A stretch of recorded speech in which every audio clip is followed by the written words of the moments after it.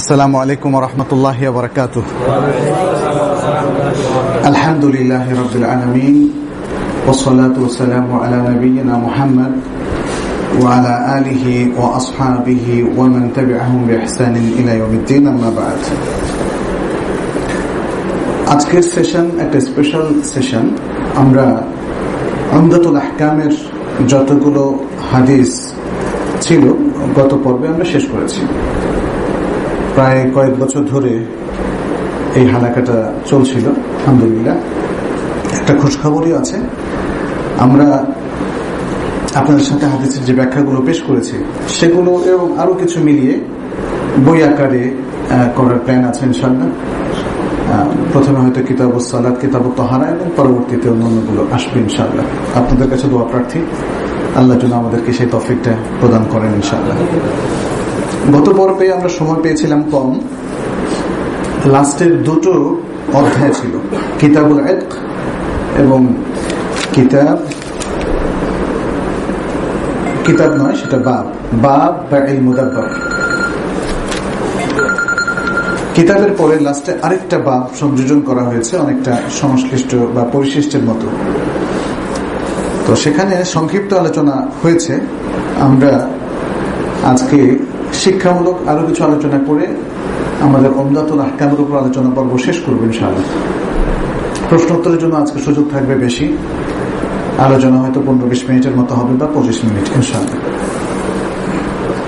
কিতাবুল ইতক, ইতক মানে হচ্ছে আজাদ করা, স্বাধীন করা।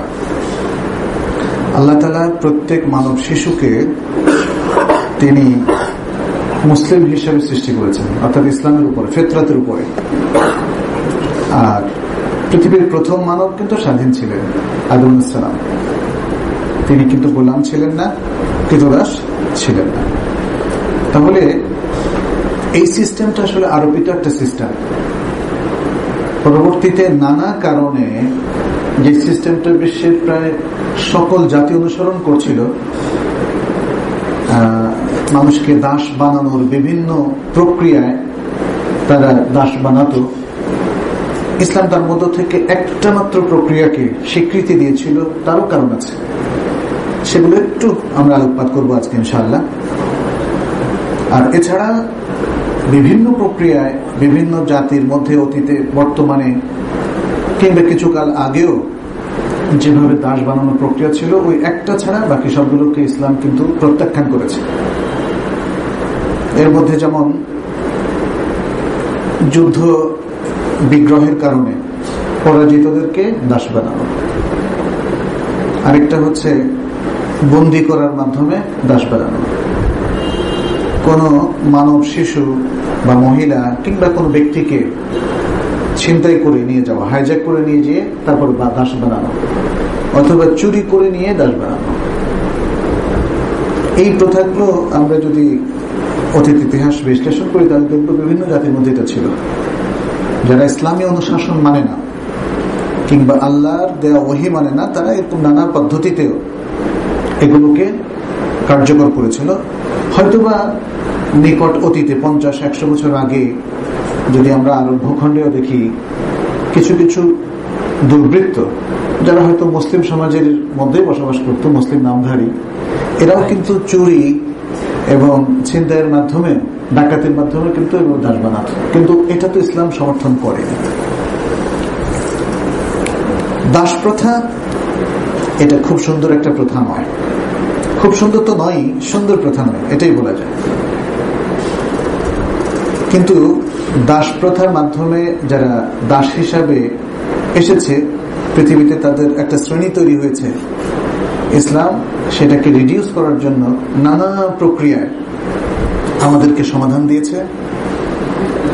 কাফারার মাধ্যমে, তারপরে আযাব করে দেওয়ার মাধ্যমে, তারপরে যদি কখনো কোনো দাস বা দাসের প্রতি তার মনিব খারাপ ব্যবহার করেছেন, তখনও কিন্তু ইসলাম উদ্বুদ্ধ করেছে এর যে খারাপ ব্যবহার কারণে এর যে রিকভারি হতে পারে সেটা হচ্ছে আযাব করে দাও।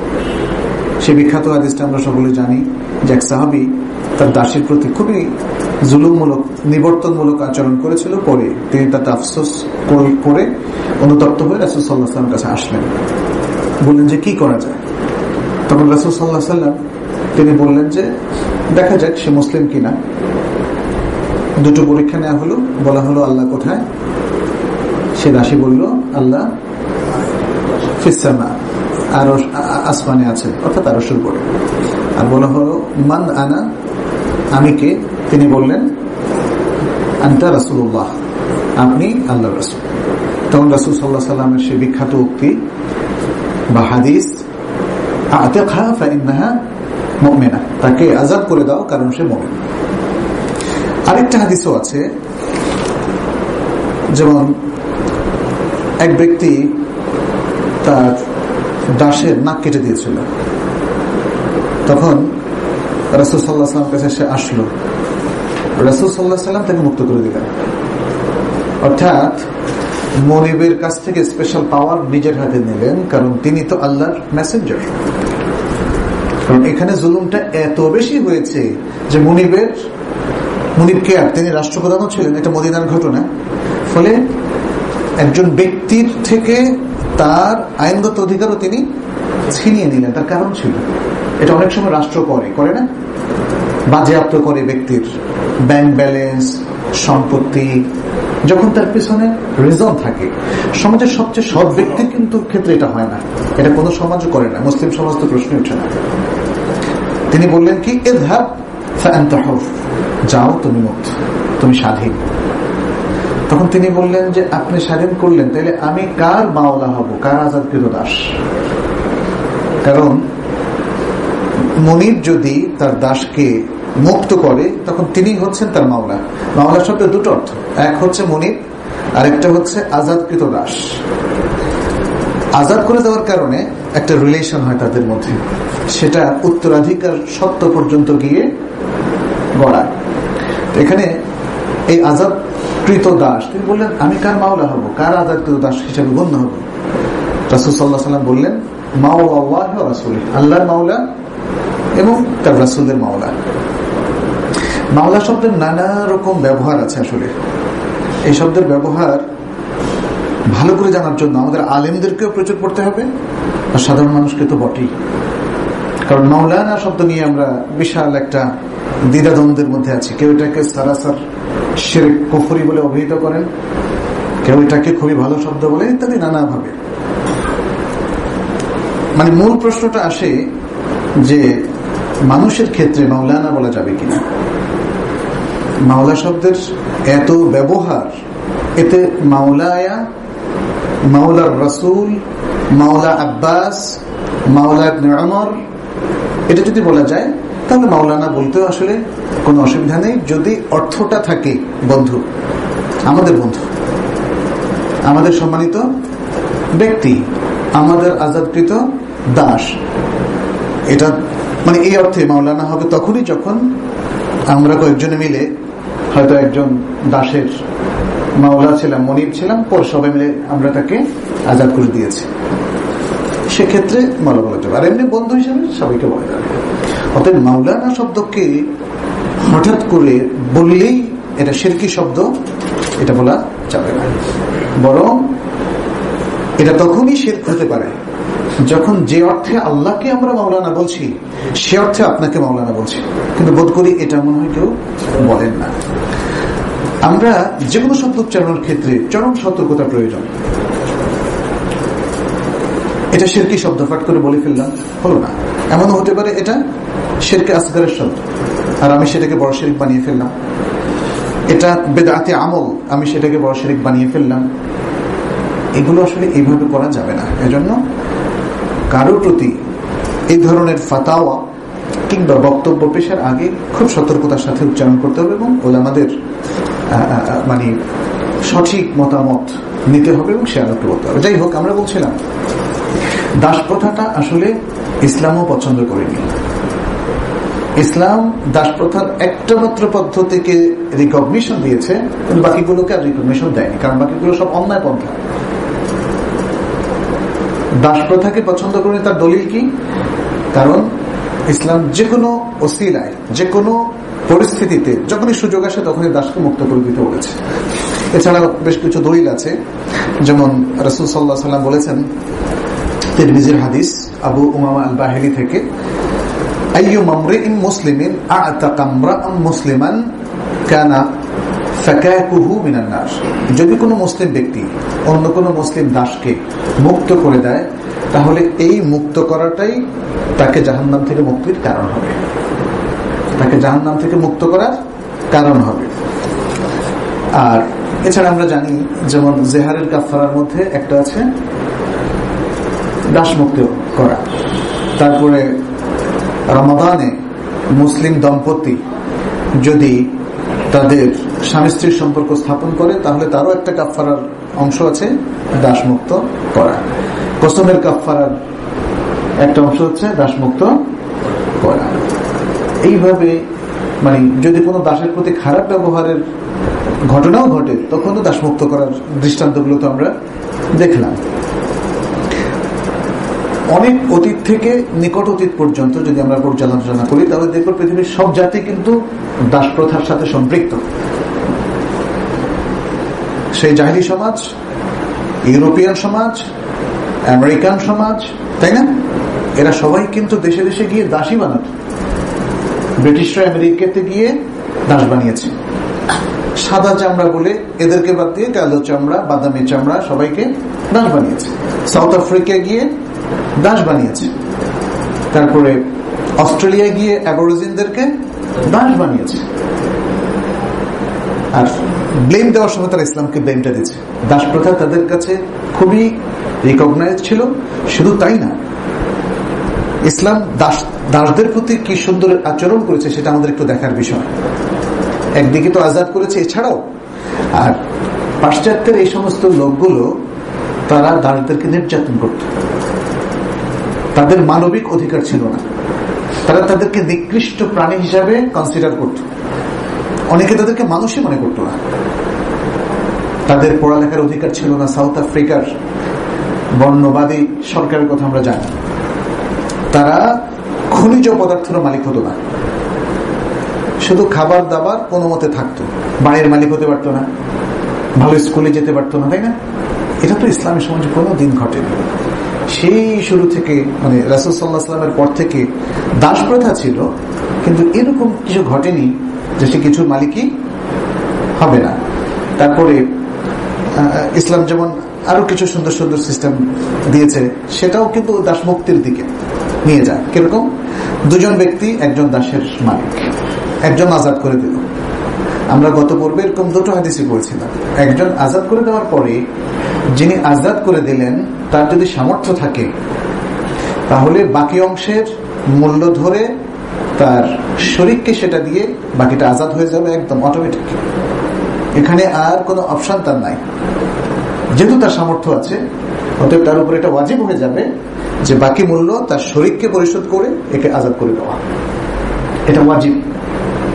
তার মানে এই কাজটা সে না করলে সে গুনাহগার হবে। আর যদি তার সে সামর্থ্য না থাকে, যেমন তার কাছে কোনো টাকাই নেই, আসলে গরিব মানুষ, কিন্তু সওয়াবের আশায় সে তার অংশটা আজাদ করে দেবে, তখন তার অংশটা আজাদ থাকবে। বাকি অংশটা তখন সে মুকাতাবা আছে, আর একটা সিস্টেম মুকাতাবা। একজনের যখন অর্ধেক আজাদ হয়ে গেল, তখন সে ফুল দাস হিসাবে কনসিডার্ড হবে না, তখন তাকে সুযোগ দিতে হবে। সে বাইরে কাজ করে এসে একটা টাকা শোধ করে পুরোটাই সে আজাদ হয়ে যাবে। সুবহানাল্লাহ। এরকম কিন্তু আজাদ হওয়ার এই সায়েন্টিফিক মানবিক চমৎকার সিস্টেম কিন্তু অন্য কোথাও ছিল না। তবে সময়ের কারণে মানুষ যখন সোচ্চার হয়েছে নিজেদের অধিকার নিয়ে, যেমন আমেরিকাতে কিংবা ইউরোপে, তখন শাসকবর্গ বাধ্য হয়েছে ধীরে ধীরে ধীরে দাস প্রথাকে বিলুপ্ত করতে। কিন্তু ইসলামে দেখুন, দাস প্রথা কোনো মুসলিম মনীষী এবং কোন মুসলিম দেশের সরকারি কথা বলেনি দাস প্রথা বিলুপ্ত। ইসলামের যে বিউটিফুল কর্মপন্থা এবং সিস্টেম, তাতেই কিন্তু এখন আর কোন মুসলিম সোসাইটিতে কোন দাসদাসী নাই, আলহামদুলিল্লাহ। ফলে ইসলাম তার সিস্টেমের মধ্য দিয়ে, যে সিস্টেমটা আসলে ঠিক 1400 বছর আগে রাসূল সাল্লাল্লাহু আলাইহি ওয়াসাল্লামের মাধ্যমে এসেছে, সেই সিস্টেমের মধ্য দিয়ে ইসলাম কিন্তু দাস প্রথাকে ধীরে ধীরে বিলুপ্তির দিকে নিয়ে এসেছে। কিন্তু যে একটা কার্যক্রমকে ইসলাম স্বীকৃতি দিয়েছে দাসপ্রথা হিসাবে, সেটি হচ্ছে যুদ্ধের মাধ্যমে। ইসলামের কিছু যুদ্ধ নীতিও আছে। হঠাৎ করে কাউকে আক্রমণ করলে এটাকে ইসলাম যুদ্ধ বলে না, জিহাদ বলে না। জিহাদের ব্যাকগ্রাউন্ড থাকতে হবে, তার নেতা নেতৃত্ব থাকতে হবে, এবং সেটা রাষ্ট্রীয়, মুসলিম রাষ্ট্রীয় বা ইসলামিক রাষ্ট্রীয় সুপারভিশনে সেটা হবে। এখন যুদ্ধবন্দীদেরকে এটা কি বাধ্যতামূলক যে তাদেরকে দাস করতেই হবে? না, বদরের যুদ্ধে আমরা দেখেছি এটা বাধ্যতামূলক ছিল না। তাহলে ইসলামের এই সিস্টেমগুলো এতটাই সায়েন্টিফিক যে যখন প্রয়োজন মনে করা হবে তখন তাদেরকে দাসত্ব শৃঙ্খলে আবদ্ধ করা হবে, কারণ তারা কুফরির মধ্যে, কারণ তারা আল্লাহর বিরুদ্ধে বিদ্রোহ করেছে, রাসূলের বিরুদ্ধে বিদ্রোহ করেছে, এবং তারা আল্লাহর কর্তৃত্ব, আল্লাহর নিয়ন্ত্রণ, আল্লাহর রুবুবিয়ত, উলুহিয়তকে তারা অস্বীকার করেছে। এটা কিন্তু বড় ধরনের পাপ ইসলামের দৃষ্টিতে। যেই পাপের কারণে তো আখিরাতে তো সবচেয়ে বড় যে শাস্তি সেটা তো তাদের জন্য নির্ধারিত, তাই না? সেটা হচ্ছে জাহান্নামের শাস্তি, এবং চিরস্থায়ী ভাবে জাহান্নামের শাস্তি। তাহলে দুনিয়ার এই শাস্তিগুলো তার তুলনায় কম। দুনিয়ায় আল্লাহ দ্রোহী হওয়ার কারণে নানা ধরনের শাস্তি আছে, তার মধ্যে এটা একটা শাস্তি। যখন কোন জনপদ বিদ্রোহ করবে আল্লাহর বিরুদ্ধে, তখন মুসলিমরা যদি তাদের উপর জয়ী হয়, ইচ্ছে করলে তারা দাসত্ব আরোপ করতে পারে, কিন্তু এটা জরুরি নয়। পণবন্ধ দিয়ে মুক্তিও দিতে পারে, যেমন বদরের যুদ্ধ হয়েছিল, আরো অনেক যুদ্ধেও এই ধরনের ঘটনা পাওয়া যায়। তার মানে হচ্ছে এটা একটা সিস্টেম ওপেন রাখা হয়েছে, কিন্তু বাধ্যতামূলক নয়। আর ইসলাম তো নানাভাবে দাসদের প্রতি, দাসীদের প্রতি সুন্দর আচরণ করার নির্দেশ দিয়েছে। এর মধ্যে রাসূল সাল্লাল্লাহু আলাইহি ওয়াসাল্লামের কিছু হাদিস আছে, তিনি বলেছেন, ইত্তাকুল্লাহা ওয়া মা মালাকাত আইমানুকুম, আল্লাহকে ভয় করো, আর তোমাদের অধীনস্থ যে দাস দাসী আছে তাদেরকেও, তাদের ব্যাপারেও আল্লাহকে ভয় করো। আল্লাহকে ভয় করো সর্বক্ষেত্রে, আল্লাহর বিধান মানার ক্ষেত্রে, অর্থাৎ যাতে বিধান লঙ্ঘন না হয়ে যায়, আল্লাহর হুদুদের মধ্যে থাকার ক্ষেত্রে যাতে হুদুদ থেকে আমরা বের হয়ে না যাই, এবং এই দাস দাসী যাদের ব্যাপারে সাধারণত মানুষ খুবই অসতর্ক, যাদেরকে অনেক মানুষ মানুষই মনে করে না, যাদের প্রতি আচরণ খারাপ করলে আমি যে খারাপ লোক এটা মানুষ মনে করে না।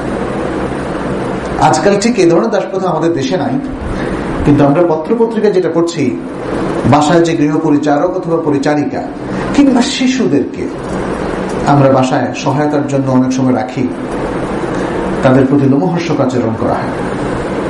তাদেরকে যখন পেটানো হয়, গৃহকর্ত্রী অনেক সময় পেটান, গৃহকর্তাও পেটান, তখন তাদেরকে আর মানুষ মনে করে না। প্রচন্ড পিটুনিতে তাকে যখন, অথবা ওই যে গরম শলা দিয়ে সেঁকা দেওয়া হয়, এগুলো তো পত্রিকায় পড়েছি আমরা। এর জন্য তাদের নিজেদের কোনো আফসোস নেই, মনে হয় যেন এই স্বাধীন গৃহপরিচারক, স্বাধীন বলছি কারণ তারা দাস নয় বা দাসী নয়, অথবা পরিচারিকা, গৃহপরিচারিকা, যেন এরা মানুষই না। কিন্তু আল্লাহ রাসূল বলছেন সাল্লাল্লাহু আলাইহি ওয়াসাল্লাম, আল্লাহকে এদের ব্যাপারে ভয় করো, অর্থাৎ এদের রাইটস কমপ্লিটলি রক্ষা করো, কখনো ক্ষুণ্ণ করো না। রাসূল সাল্লাল্লাহু আলাইহি ওয়াসাল্লাম এর আরেকটা হাদিস আছে যে মুসলিম শরীফের মধ্যে এসেছে, তিনি বলেছেন, লিল মামলুকি তাআমুহু ওয়া কুতুহু, অধীনস্থ দাসদাসীদের অধিকার আছে তার খাবার এবং তার অন্নের, তার অন্ন এবং আহার্যের অধিকার আছে। ওয়ালা ইউকাল্লাফু মিনাল আমালি মা লা ইউতিক, যে কাজ করার সাধ্য তার নাই, সামর্থ্য তার নাই, সে কাজের দায়ভার তার উপরে চাপানো যাবে না। কার কথা? রাসূলুল্লাহ সাল্লাল্লাহু আলাইহি ওয়াসাল্লামের কথা। আরেকটা হাদিসের মধ্যে আছে, মুত্তাফাক আলাইহি হাদিস, বুখারী মুসলিম হাদিস, রাসূলুল্লাহ সাল্লাল্লাহু আলাইহি ওয়াসাল্লাম বলেছেন, হুম ইখওয়ানুকুম ওয়া খাওয়ালুকুম, তারা তোমাদের ভাই, তোমাদের বন্ধু। জাআলাহুমুল্লাহু তাহতা আইদিকুম, আল্লাহ তাদেরকে তোমাদের অধীনস্থ করে দিয়েছেন। ফামান কানা আখুহু তাহতা ইয়াদিহি, অতএব যার ভাই তার অধীনস্থ, চিন্তা করেন, দাসদেরকে কি বলা হয়েছে? ভাই, দাসীরা বোন। যার ভাই তার অধীনে থাকে, ফালিয়ুতইমহু মিম্মা ইয়াকুল, সে যেন তাকে খাবার প্রদান করে সেই আহার্য থেকে যা সে নিজে আহার করে।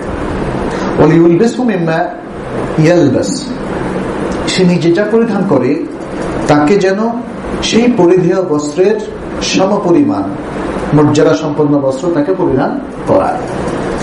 ওয়ালা তুকাল্লিফুহুম মা ইয়াগলিবুহুম, যেটা তাদের জন্য বড়ই কষ্টদায়ক হয়ে যায় এমন দায়িত্বভার তোমরা তাদের উপর চাপিয়ে দিও না। ফাইন কাল্লাফতুমুহুম ফাআইনুহুম, যদি কোনো দায়িত্বভার তোমরা তাদের উপর চাপিয়ে দাও তাহলে তাদেরকে সাহায্য করো। সুবহানাল্লাহ। তাহলে সিস্টেমের কারণে তাকে দাস বানানো হয়েছে, কিন্তু ইসলাম মূলত তাকে দাস নয়, তাকে ভাইয়ের মর্যাদা দিয়েছে, বোনের মর্যাদা দিয়েছে। এমনকি দাসী যদি হয়ে থাকে তাকে আজাদ করে বিবাহ করার প্রতি উদ্বুদ্ধ করা হয়েছে। এরপরে আরো সুন্দর সুন্দর সিস্টেম আছে, যেমন মুদাব্বার, যেটা বাব মুদাব্বার শেষ বাব বা পরিচ্ছেদ এই গ্রন্থের, সেখানে মুদাব্বার বা তাদবীর একটা পরিভাষা আছে। এটা হচ্ছে কারোর অধীনে যদি দাস বা দাসী থাকে তাকে মৃত্যুর পরে আজাদ করে দাও, অর্থাৎ আজাদ করার ওসিয়ত কর, তুমি আমার মৃত্যুর পরে আজাদ, এটা এক ধরনের ওসিয়ত। সেটাও কিন্তু শরীয়তে জায়েজ আছে। তারপরে দাস দাসীদের যে মূল্য ইসলাম দিয়েছে সেটা নজিরবিহীন। কিরকম? অন্যান্য ধর্মে আমরা দাসদেরকে কখনো প্রেসিডেন্ট হতে দেখিনি, দেখেছি, নেতৃত্বে আসতে দেখিনি, সমাজের মধ্যে আল্লাহর কাছে সবচেয়ে সম্মানিত মুত্তাকি হিসাবে বিবেচিত হতেও দেখিনি। কিন্তু ইসলামের মধ্যে মূলনীতি একটাই, যেটা সূরা হুজরাতের মধ্যে আল্লাহ তাআলা ঘোষণা করেছেন, ইন্না আকরামাকুম ইনদাল্লাহ, নিশ্চয়ই তোমাদের মধ্যে সবচেয়ে সম্মানিত ব্যক্তি হচ্ছে তোমাদের মধ্যে যে তাকওয়াবান, সে যদি দাসও হয়। নাফি', নাম শুনেছেন আপনারা? নাফি' কার মাওলা ছিলেন? কার আজাদকৃত দাস ছিলেন? জি, ইবনে উমর। নাফি' মাওলা ইবনে উমর। বুখারীর মধ্যে অনেক আছে, বিভিন্ন হাদিসের সনদের মধ্যে পাবেন নাফি' মাওলা ইবনে উমর। সুবহানাল্লাহ। অধিকাংশ মুহাদ্দিসিনে কেরাম বলেছেন এটা হচ্ছে সিলসিলা যাহাবিয়া, সোনালী সনদ। যত সনদ আছে সবচেয়ে শক্তিশালী, সবচেয়ে সহিহ, সবচেয়ে অথেন্টিক সনদ হচ্ছে এই নাফি'র সনদ। অথচ তিনি দাস ছিলেন, ইবনে উমর তাকে আজাদ করেছে।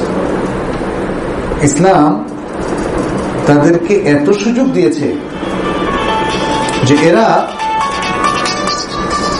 এরা শুধু বিশেষজ্ঞ হয়েছে, এরা শুধু শরিয়া স্কলার হয়েছে, আলেমে দ্বীন হয়েছে, মুহাদ্দিস হয়েছে, মুফাসসির হয়েছে, শুধু এতটুকু না, বরং অন্যদিকেও এদেরকে একদম টপে যাওয়ার সুযোগ করে দিয়েছে।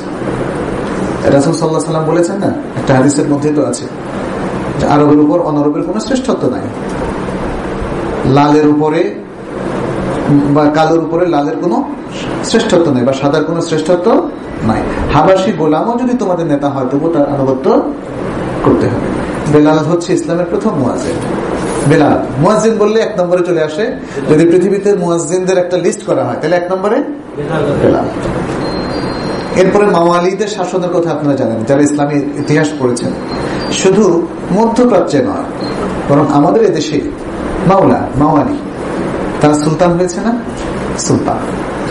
সুলতান আর খলিফা দুটো পরিভাষার সাথে পরিচিত আছেন আপনারা? খলিফা তো হচ্ছে সেই ধারা যেটা রাসূল সাল্লাল্লাহু আলাইহি ওয়াসাল্লামের পর চালু হয়েছিল, খোলাফায়ে রাশিদিন, তারপরে খলিফাদের ধারা। নানাভাবে খলিফাদের সিলেকশন কিংবা ইলেকশন হয়েছিল বিভিন্ন ভাবে, তবে এর মধ্যে আদর্শ পদ্ধতি হচ্ছে যেটা চার খলিফার, যে কোনো এক খলিফা যেভাবে হয়েছে তিনটা পদ্ধতিতে সেটা হয়েছে। তারপরে একটা সময় দেখা গিয়েছে খলিফা দুর্বল হয়ে পড়েছেন, দুর্বল ব্যক্তিত্ব, তার উজির, উজারা, উমারা এরা আরো শক্তিশালী হয়ে পড়েছেন। তখন তারা হয়ে গিয়েছেন সুলতান। একসময় খলিফা ছিল হাতের ক্রিয়ানক, সুলতান ছিলেন সরকার প্রধান। এই পার্থক্যটা তো আমরা মনে হয় বুঝি। রাষ্ট্রপ্রধান আর সরকার প্রধান। খলিফা হয়ে গিয়েছেন পরবর্তীতে রাষ্ট্রপ্রধান, রাষ্ট্রের সবচেয়ে অলংকৃত post, but without practising any power. Power হচ্ছে সুলতানের হাতে, সুলতান হয়ে গেলেন সরকার প্রধান। এই জন্য আপনারা একটা সময় দেখবেন সুলতান এসে আগের খলিফাকে বাদ দিয়ে আরেকজন খলিফা নির্বাচন করেন, অর্থাৎ খলিফা নির্বাচন করা এটা সুলতানের এখতিয়ারভুক্ত হয়ে গিয়েছে। আর এই সুলতানদের বিশাল একটা অংশ ছিল মাওয়ালি, আজাদকৃত দাস। ইসলাম তাদেরকে সে সুযোগটা করে দিয়েছে, যোগ্যতার বলে তারা উঠতে পেরেছেন। ইসলামের কোন ওলামায়ে কেরাম ফতোয়া দেননি যে না তার সালতানাত এটা অবৈধ, কারণ সে দাস অথবা তার অরিজিন দাস। এদের মধ্যে বিশ্ববিখ্যাত ছিলেন কুতজ, কাফ তোয়া জা, এরকম আরো অনেক, মানে যারা সুশাসক হিসাবে এই মাওয়ালিদের মধ্য থেকে, সুলতানদের মধ্য থেকে সুশাসক হিসাবে যারা বিশ্বে বরেণ্য হয়েছেন, এরকম অনেক ছিলেন। যাই হোক, আমরা সব দিক থেকে তাহলে দেখলাম যে একটা ছোট্ট গণ্ডিতে, পারিবারিক গণ্ডিতেও তাদের প্রতি সুন্দর সদাচরণের নির্দেশ দেওয়া হয়েছে। সুযোগ পেলেই তাদেরকে আজাদ করে দেওয়ার জন্য নির্দেশ দেওয়া হয়েছে, এনকারেজ করা হয়েছে। তারপরে তাদের বিদ্যা শিক্ষা, জ্ঞানী হওয়া, স্কলার হওয়াটা আমাদের সমাজে সমাদৃত, মুসলিম সমাজে। এবং এই মাওয়ালিদের মধ্যে থেকে যারা স্কলার হয়েছেন, একজন স্বাধীন স্কলারকে যেমন সম্মান করা হতো, একজন এই দাস যারা ছিলেন অথবা আজাদকৃত দাস যারা ছিলেন তাদেরকে একই ধরনের সম্মান করা হতো এলেমের কারণে।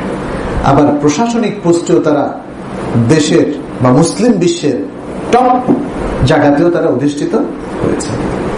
তাহলে ওই ব্লেমটা ইসলামের বিরুদ্ধে করাটা রীতিমতো অন্যায়, যে ইসলাম এখনো দাস প্রথাকে সমর্থন করছে, মানুষের স্বাধীনতা হরণ করছে এবং মানুষের কোনো মর্যাদা দিচ্ছে না। এটা পৃথিবীর যে কোনো ব্যক্তি, গোষ্ঠী, ধর্ম কিংবা কৃষ্টি, কালচার অথবা জাতির প্রতি আরোপিত হতে পারে, কিন্তু এটা ইসলাম এবং মুসলিমদের প্রতি আসলে আরোপিত হওয়াটা এটা রীতিমতো অন্যায়, রীতিমতো জুলুম। কারণ ইসলাম তার ইতিহাস, ঐতিহ্য এবং তার একাডেমিক যে সম্পদ আছে কোরআন সুন্নাহ, তা দিয়ে সমৃদ্ধ। ইতিহাসের কিছু দৃষ্টান্ত আমরা বলেছি, আর ইসলামের যে দৃষ্টিভঙ্গি একাডেমিক এভিডেন্স বা দলিলের ভিত্তিতে, সেটা আমরা বলেছি। অতএব দুদিক থেকে ইসলাম সমৃদ্ধ, দুদিক থেকে ইসলামকে দাস প্রথা দিয়ে ব্লেম করার কোনো সুযোগ নেই। শেষ যে পরিচ্ছেদটা ছিল সেটা হচ্ছে বাবু বানিল মুদাব্বার। মুদাব্বির, যিনি তাদবীর করেন তিনি হচ্ছেন মুদাব্বির। এই শব্দটা হচ্ছে দুবুর থেকে, আর যাকে তাদবীর করা হয় তিনি হচ্ছেন মুদাব্বার। দুবুর মানে হচ্ছে পরে, এর বিপরীত শব্দ হচ্ছে কবুল। আসলে দুবুর মানে পেছনে আর কবুল মানে সামনে। মৃত্যুর পেছনে অর্থাৎ মৃত্যুর পর যে ওসিয়ত করা হয়, বিশেষ করে দাস আজাদ করা সম্পর্কিত, সেটা হচ্ছে তাদবীর। সেটাকে বলা হয় তাদবীর। আয় দুবুরা মাউতিহি, আয় বা'দা মাউতিহি, তার মৃত্যুর পরে তার গোলামটা আজাদ। এই ওসিয়ত যখন সে করে যায়, তখন তার মৃত্যুর সাথে সাথে সে অটোমেটিক আজাদ হয়ে যাবে। এখানে কয়েকটা মাসআলা চলে আসে, সেই মাসআলাটা আলোচনা করা হয়েছে। এটা হয়তোবা যেহেতু এই মুহূর্তে দাস প্রথা নেই, এই জন্য আমাদের জন্য কিছুটা অপ্রাসঙ্গিক, কিন্তু যেহেতু তারপরেও আলোচনা এসেছে, আমরা খুব সংক্ষেপে আলোচনা করব। সেটা হচ্ছে এই হাদিসের মধ্যে যে আলোচনা এসছে সংক্ষিপ্ত, তার দ্বারা বোঝা যায়, যেমন একজন আনসারী তিনি তার দাসকে তার মৃত্যুর পরে আজাদ বলে ঘোষণা করেছিলেন। রাসূল সাল্লাল্লাহু আলাইহি ওয়াসাল্লাম অবশ্য যেহেতু তার ফ্যামিলি ছিল অত্যন্ত দরিদ্র এবং নিডি, এই দাস যদি আজাদ করে দেওয়া হয় তাহলে তারা সবাই কঠিন অবস্থায় পড়বে। কারণ এই দাস যদি অন্য আরেকজনের আন্ডারে সে দিয়ে দেয়, তাহলে কিছু টাকা পয়সা সে পাবে, যেটা তার সংসার চালানোর জন্য জরুরি। এই জন্য রাসূল সাল্লাল্লাহু আলাইহি ওয়াসাল্লাম তাকে মানে টাকার ব্যবস্থা করে দিয়েছিলেন, তার বিকটাকে বাতিল করে। বাতিলটা কিভাবে হতে পারে? বাতিলটা হতে পারে কেউ যদি বলে যে আমার মৃত্যুর পরে আমার এই গোলাম আজাদ, কিন্তু তার হঠাৎ প্রয়োজন হয়েছে, তখন সে এই গোলামকে ট্রান্সফারও করতে পারে আরেকজনের মালিকানায়।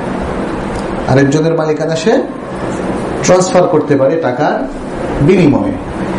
তখন আরেকজনের মালিকানা যখন সে গোলাম চলে গেল, তখন তার এই যে ওসিয়তটা সেটা বাতিল হয়ে গেল, ওসিয়তটা বাতিল হয়ে গেল। তাহলে এরকম একটা ওসিয়ত করার পরেও মালিকানা কি ট্রান্সফার হতে পারে? এই গোলামের হতে পারে, হতে পারে, এবং তখন তার ওই ওসিয়তটা বাতিল হয়ে যাবে। তো এইটা সাধারণত যারা সামর্থ্যবান তাদের জন্য উত্তম নয়, নিকৃষ্ট একটা কাজ। আপনার টাকা আছে, পয়সা আছে, আপনার অধীনে কোনো দাস আছে, গোলাম আছে, আপনি তাকে ধরে রাখবেন কেন? আজাদ করে দেন। আর একবার যখন আজাদ করার ওসিয়ত করেছেন তখন ফেরত আসা ঠিক হবে না। কিন্তু ভিন্ন কেস হচ্ছে সেই ক্ষেত্রে যখন কেউ বাধ্য হয়, কারো মেডিকেল প্রবলেম দেখা দিয়েছে, রোগের চিকিৎসার জন্য টাকা দরকার, তখন সে মালিকানা হস্তান্তর করে প্রয়োজনীয় টাকা সংগ্রহ করতে পারে। কিন্তু এই অবস্থায় এটা উৎকৃষ্ট, মানে এটাকে আমরা নিকৃষ্ট বলবো না, কারণ তার এখন যে নিড আছে, তার ফ্যামিলির বিভিন্ন লোকদের, অসুস্থ লোকদের চিকিৎসা সেবার প্রয়োজন ইত্যাদি, এই কারণে সে ইনস্ট্যান্টলি যে কাজটি করেছে, মালিকানা ট্রান্সফার করে টাকা নিয়েছে এবং তার নিড ফুলফিল করেছে, এটা শরীয়তে জায়েজ এবং এটা উত্তম কাজ বলে বিবেচিত। সেটি এখানে যে লাস্ট হাদিসটি 420 নম্বর হাদিস এই বইয়ের, সেটা আমরা পেলাম যে সাহাবাদের একজন যখন মৃত্যুর পরে তাদবীরের মাধ্যমে গোলাম আজাদ হওয়ার ঘোষণা দিলেন, অর্থাৎ আমার মৃত্যুর পর আমার গোলাম আজাদ, তখন দেখা গেল যে তার কোনো সম্পদ ছিল না। তখন রাসূলুল্লাহ সাল্লাল্লাহু আলাইহি ওয়াসাল্লাম এই গোলামকে বিক্রয়ের ব্যবস্থা করলেন 800 দিরহামের বিনিময়ে, এবং তার ফ্যামিলির সবার কাছে সেই দিরহামটা পাঠিয়ে দিলেন। তাহলে আমরা বুঝলাম কয়েকটা জিনিস, যে এইভাবে ওসিয়ত করাটা জায়েজ। এই ওসিয়তের উপর যদি সে মারা যায় তাহলে তার ওসিয়তটা কার্যকর হবে, এবং তার মৃত্যুর পর গোলাম, সেটা দাস হোক দাসী হোক, সে আজাদপ্রাপ্ত হয়ে যাবে। কিন্তু যদি তার কোনো দুর্দিন দেখা দেয়, সে অবস্থায় মালিকানা ট্রান্সফার করে সে টাকা অর্জন করতে পারবে, এবং তার ওসিয়তটা আর তার মৃত্যুর পর কার্যকর হবে না, কারণ অলরেডি এই গোলাম বা এই দাস দাসী আরেকজনের অধীনস্থ হয়ে গেছে।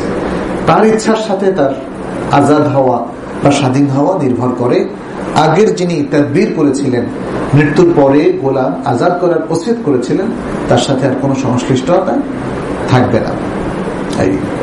এখান থেকে আরেকটা জিনিস বোঝা গেল, শরীয়ত সবসময় মানুষের মানে অর্থনৈতিক নিরাপত্তা বিধানের পক্ষে। আপনার হঠাৎ মনে হলো জীবনে তো অনেক কিছু করলাম, সব সম্পদ দিয়ে দেব আল্লাহর রাস্তায়, শরীয়ত কিন্তু আপনাকে প্রবলভাবে নিষেধ করবে।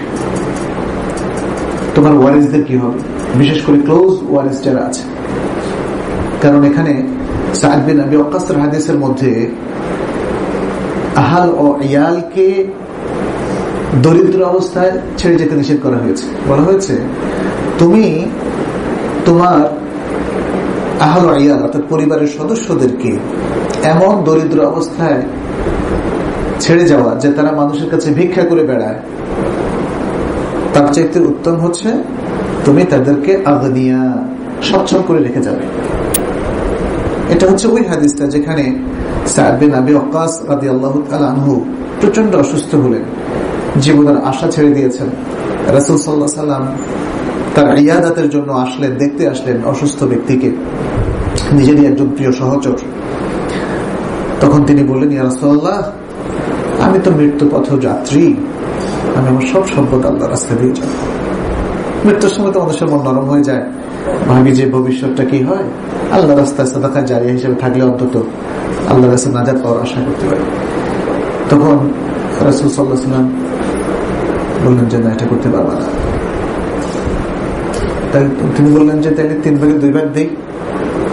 তিনি বললেন এটাও অনেক বেশি, এটাও করা যাবে না, আরো কমাতে হবে। তখন তিনি বললেন তাহলে 3 ভাগের 1 ভাগ দেই। তখন রাসূল সাল্লাল্লাহু আলাইহি ওয়াসাল্লাম বললেন এটাও বেশি, তবে এতটুকু পর্যন্ত সহনীয়। এইটা অ্যাপ্রুভ করা গেল। as-sulus was-sulusu kathir, সুলুস দিতে পারো মানে 1/3 দিতে পারো, 1/3, কিন্তু এটা অনেক বেশি, এটা অনেক বেশি। তাহলে এটা আমরা তাহলে ব্যালেন্স করবো কি করে? এটা আপনি ব্যালেন্স করবেন। আমরা দেখব যে আমাদের সন্তানরা যদি আমি 1/3 সম্পদ দিলে সে এটা তার উপর লোড হয়ে যায়, তাকে দারিদ্র্যমুখী করে, তাকে অন্যের উপর ডিপেন্ডেন্ট করে, তখন সেক্ষেত্রে আমাকে ওসিয়তটা একটু কমাই দিতে হবে। 4 ভাগের 1 ভাগ, 5 ভাগের 1 ভাগ, 6 ভাগের 1 ভাগ, 10 ভাগের 1 ভাগ পাশে থাকবে। কারণ এটা তো হচ্ছে নফল, এটা হলো নফল।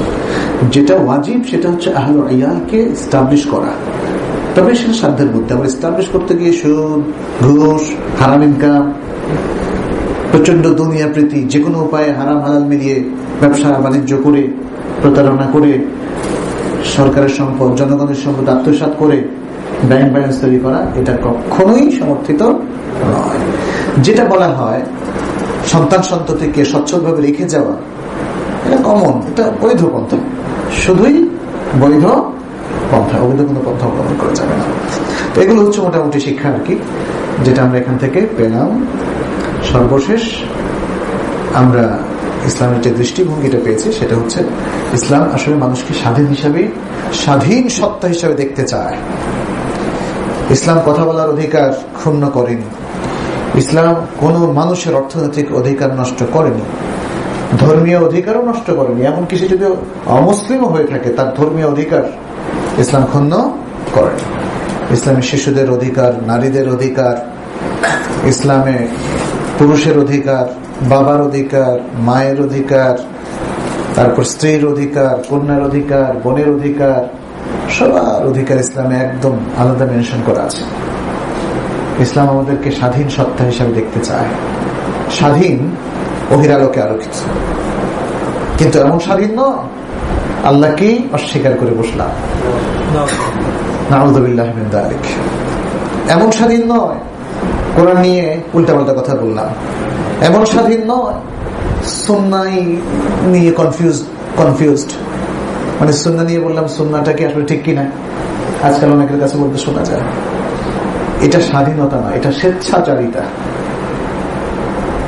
মানুষকে নির্ধারণ করতে হবে, বুঝতে হবে, তাকে বুদ্ধিবৃত্তিক ভাবে যে আসলে স্বাধীনতাটা কি আর স্বেচ্ছাচারিতা কি। আজকে নারী স্বাধীনতার নামেও হচ্ছে স্বেচ্ছাচারিতা। আল্লাহু আকবার। নারীরা বুঝতেই পারছে না 90 যুগের দাসত্বের শৃঙ্খলে তাদেরকে আবদ্ধ করা হচ্ছে। সেই দাসীদেরকে যেমন পণ্য হিসাবে ব্যবহার করা হতো, আজকেও কি আমাদের মিডিয়ার কাছে, আমাদের কর্পোরেট সংস্থাগুলোর কাছে, আমাদের তথাকথিত বুদ্ধিজীবীদের কাছে নারীরা কি পণ্য নয়? কোথায় স্বাধীনতা? অতএব স্বাধীনতাকে বুঝতে হলে, স্বাধীনতাকে এনজয় করতে হলে কোরআন সুন্নাহর কাছে আসতে হবে। কোরআন সুন্নাহই আমাদেরকে প্রকৃত স্বাধীনতা শেখায়। কোন ব্যক্তির গোলামি করতে কখনোই পারমিশন দেয় না, কোন দলের তাকলিদের কখনো পারমিশন দেয় না। তবে সেটাকে একটা সীমানা নির্ধারণ করে দেয়। আমরাও তো এই ভূপৃষ্ঠে বিচরণ করি, তাই না? কিন্তু কতটুকু? আটলান্টিকের পরে গিয়ে লাভ দেন নাকি, না প্রশান্ত মহাসাগরে গিয়ে লাভ দেন? আমরা সবাই স্থলজ প্রাণী, মানুষ। অতএব জলে কিংবা পানিতে আমরা লাভ দিই না। এই সীমানাটা আল্লাহ তাআলা ইনস্টিংক্টিভলি আমাদেরকে দিয়ে দিয়েছেন। অতএব পৃথিবীতে কি করব আর করব না তার একটা শৃঙ্খলা, ওটি হচ্ছে সীমানা। আর এই শৃঙ্খলা দেওয়ার একমাত্র অথরিটি হচ্ছেন আল্লাহ, আল্লাহ সুবহানাহু ওয়া তাআলা। সুতরাং সেটা কোনো শৃঙ্খল নয়, শৃঙ্খলা কিন্তু শৃঙ্খল নয়, এটা বুঝতে হবে। আজকে তথাকথিত আধুনিক মানুষ ইসলামের এই শৃঙ্খলা, ডিসিপ্লিনকে শৃঙ্খল মনে করে এবং সেটাকে মনে করে স্বাধীনতা হরণ। এটা ভুল, বোঝার ভুল। কারণ মানুষ হয় আল্লাহর দাসত্ব করবে, তা না হলে গায়রুল্লাহর দাসত্ব করবে।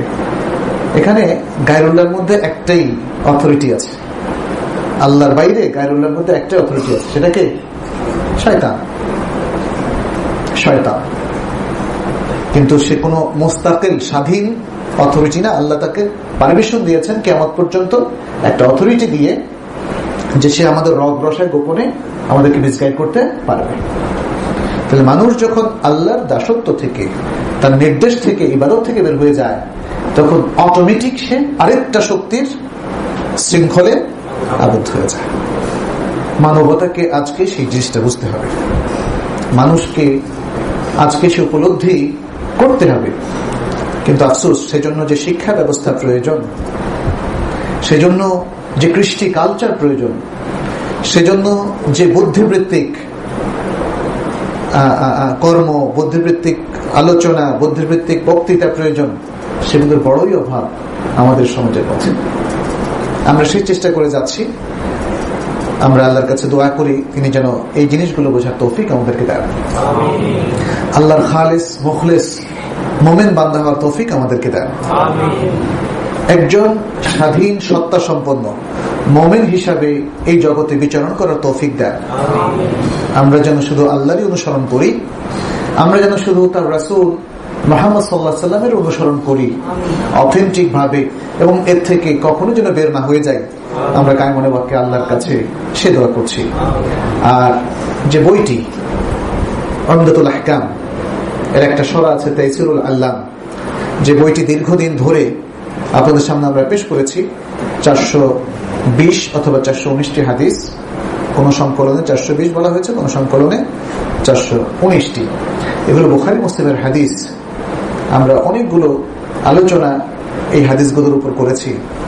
আমার আহ্বান থাকবে এগুলোকে যেন আমরা সবসময় রিমাইন্ডার হিসাবে মনে রাখি, এবং এগুলো যেন আমাদের জীবনের আলোকবর্তিকা হয়, এবং এগুলো যেন আমাদের চলার পথের প্রেরণা হয়। হাদিস, কোরআন এবং হাদিস যাদের চলার পথের প্রেরণা, তারা দুনিয়া এবং আখিরাতে সফল কাম হবে ইনশাআল্লাহ। আল্লাহ আমাদেরকে সেই সফল কামদের অন্তর্ভুক্ত করুন। হাদা ওয়া সাল্লাল্লাহু সাল্লামা আলা নবিয়িনা মুহাম্মদ ওয়া আলা আলিহি ওয়া আসহাবিহি আজমাইন। আমরা কতদিন প্রশ্নগুলো নিয়ে গেছিলাম, ওগুলো দিয়ে শুরু করব। আজকে যে কটা হবে তাকে পড়ে দেখুন, উত্তর করবেন।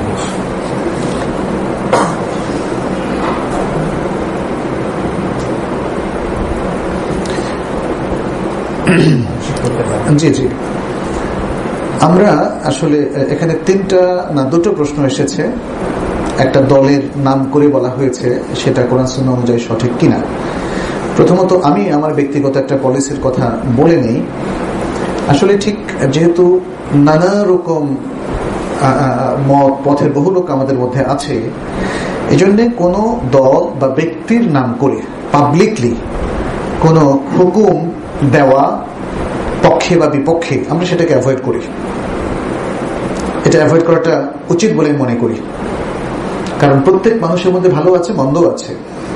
আমরা এক্সট্রিম একটা বক্তব্য তার পক্ষে বা বিপক্ষে দেওয়াটা, এটা কমপ্লিটলি তার পক্ষে যাবে অথবা বিপক্ষে যাবে, এবং যেটা আমাদের পারস্পরিক শত্রুতা কিংবা নানা ধরনের ভুল বোঝাবুঝি, হিংসা বিদ্বেষ, হানাহানির উদ্রেক করবে। এই জন্য সেটাকে আমরা অ্যাভয়েড করি।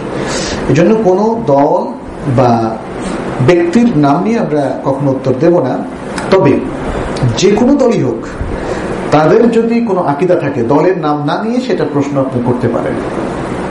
যে কোনো একাডেমিক ডিসকাশন অবশ্যই আমরা করব, কারণ সেটা সংশ্লিষ্ট ব্যক্তিদের এবং অন্যদের জানার অধিকার আছে যে আসলে এই আকীদাটা, এই আমলটা, এই সিস্টেমটা শুদ্ধ কিনা। আচ্ছা, কোরআন সুন্নায় ধর্মীয় রাজনীতির দিক নির্দেশনা কি? ইসলাম একটা শুধুমাত্র ধর্ম নয়। ধর্মীয় কথাগুলো আমরা বাংলায় ইউজ করছি যে কোনো রিলিজিয়নকে বোঝানোর জন্য। তবে আর সব ধর্ম যেরকম, ইসলাম সেরকম নয়। অতএব ইসলামকে শুধু ধর্ম বলাটা ভুল। ইসলাম হচ্ছে দিন। দিনের ট্রান্সলেশন ধর্ম, এটা হচ্ছে অনেক বড় একটা এরিয়ার ছোট্ট একটা অংশ। কারণ যে কোনো বই আপনি পড়তে যান, আজকে পত্র পত্রিকা, জেনারেল এডুকেশন বা সেকুলার এডুকেশনের সাথে যারাই রিলেটেড, তাদের যে কোনো বই আপনি পড়তে যান, দেখবেন যে সেখানে সামাজিক জীবন, ধর্মীয় জীবন, অর্থনৈতিক জীবন, সাংস্কৃতিক জীবন নানাভাবে মেরুকরণ করা আছে। কিন্তু ইসলাম যখন বলে ইসলামিক জীবন, তখন তার সামাজিক, তার রাষ্ট্রীয়, তার অর্থনৈতিক, তার পারিবারিক, তার ব্যক্তিগত, তার একাডেমিক তার শিক্ষাগত সব কিছুকে ইনক্লুড করে।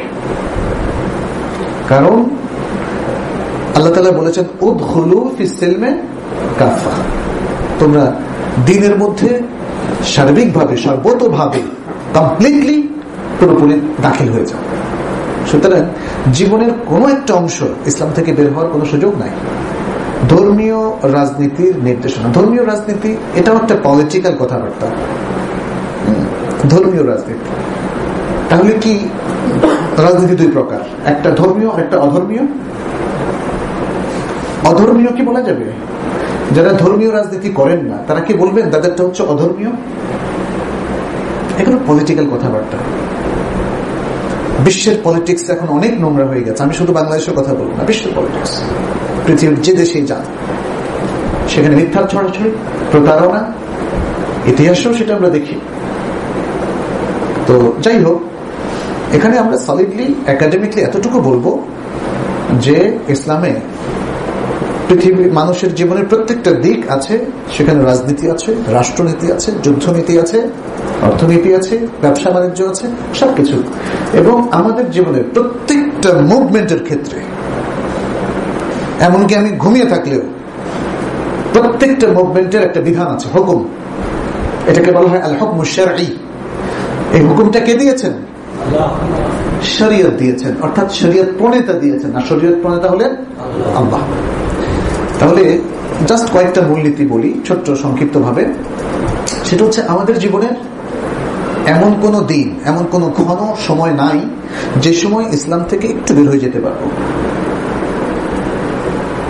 আল্লাহ তাআলা মুসলিম মানুষের জন্য যে ভূখণ্ড অথবা আকাশ অথবা পানির নিচ নির্ধারণ করেছেন, এখন তো মানুষ পানির নিচে মনে হয় কিছুদিন পরে হয়তো থাকবে, যেহেতু শুনেছি আকাশেও নাকি মহাশূন্য অট্টালিকা হবে।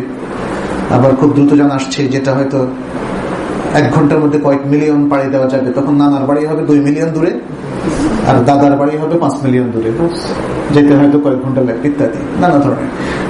যেখানেই আল্লাহ তাআলা এই মানব প্রজাতিকে অ্যাক্সেসের সুযোগ দিবেন, কোথাও এমন সুযোগ সৃষ্টি করা হয় নাই যে ওইখানে গিয়ে মহাশূন্যের ওই অট্টালিকায় গিয়ে শরীয়ত থেকে আপনি বের হয়ে যেতে পারবেন।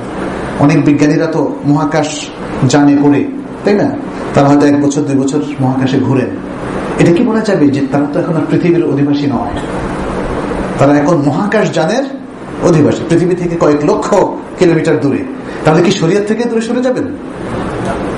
তিনি যদি মুসলিম হন, তাকে সেই মহাকাশ যানের মধ্যেই সালাত আদায় করতে হবে এবং অজু করেই সালাত আদায় করতে হবে।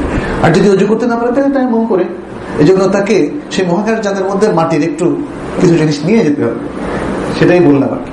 সুতরাং এই যখন অবস্থা, একটা সময়ও আমরা ইসলাম থেকে দূরে থাকতে পারছি না, আর কোনো জায়গাতেও ইসলাম থেকে দূরে থাকতে পারছি না, তাহলে আমরা যদি কখনো পার্লামেন্টে যাই, আমরা যদি কখনো রাজনৈতিক ময়দানে যাই, আমরা যদি কখনো ব্যবসা বাণিজ্য যাই, তাহলে ইসলাম থেকে কি করে দূরে থাকবো?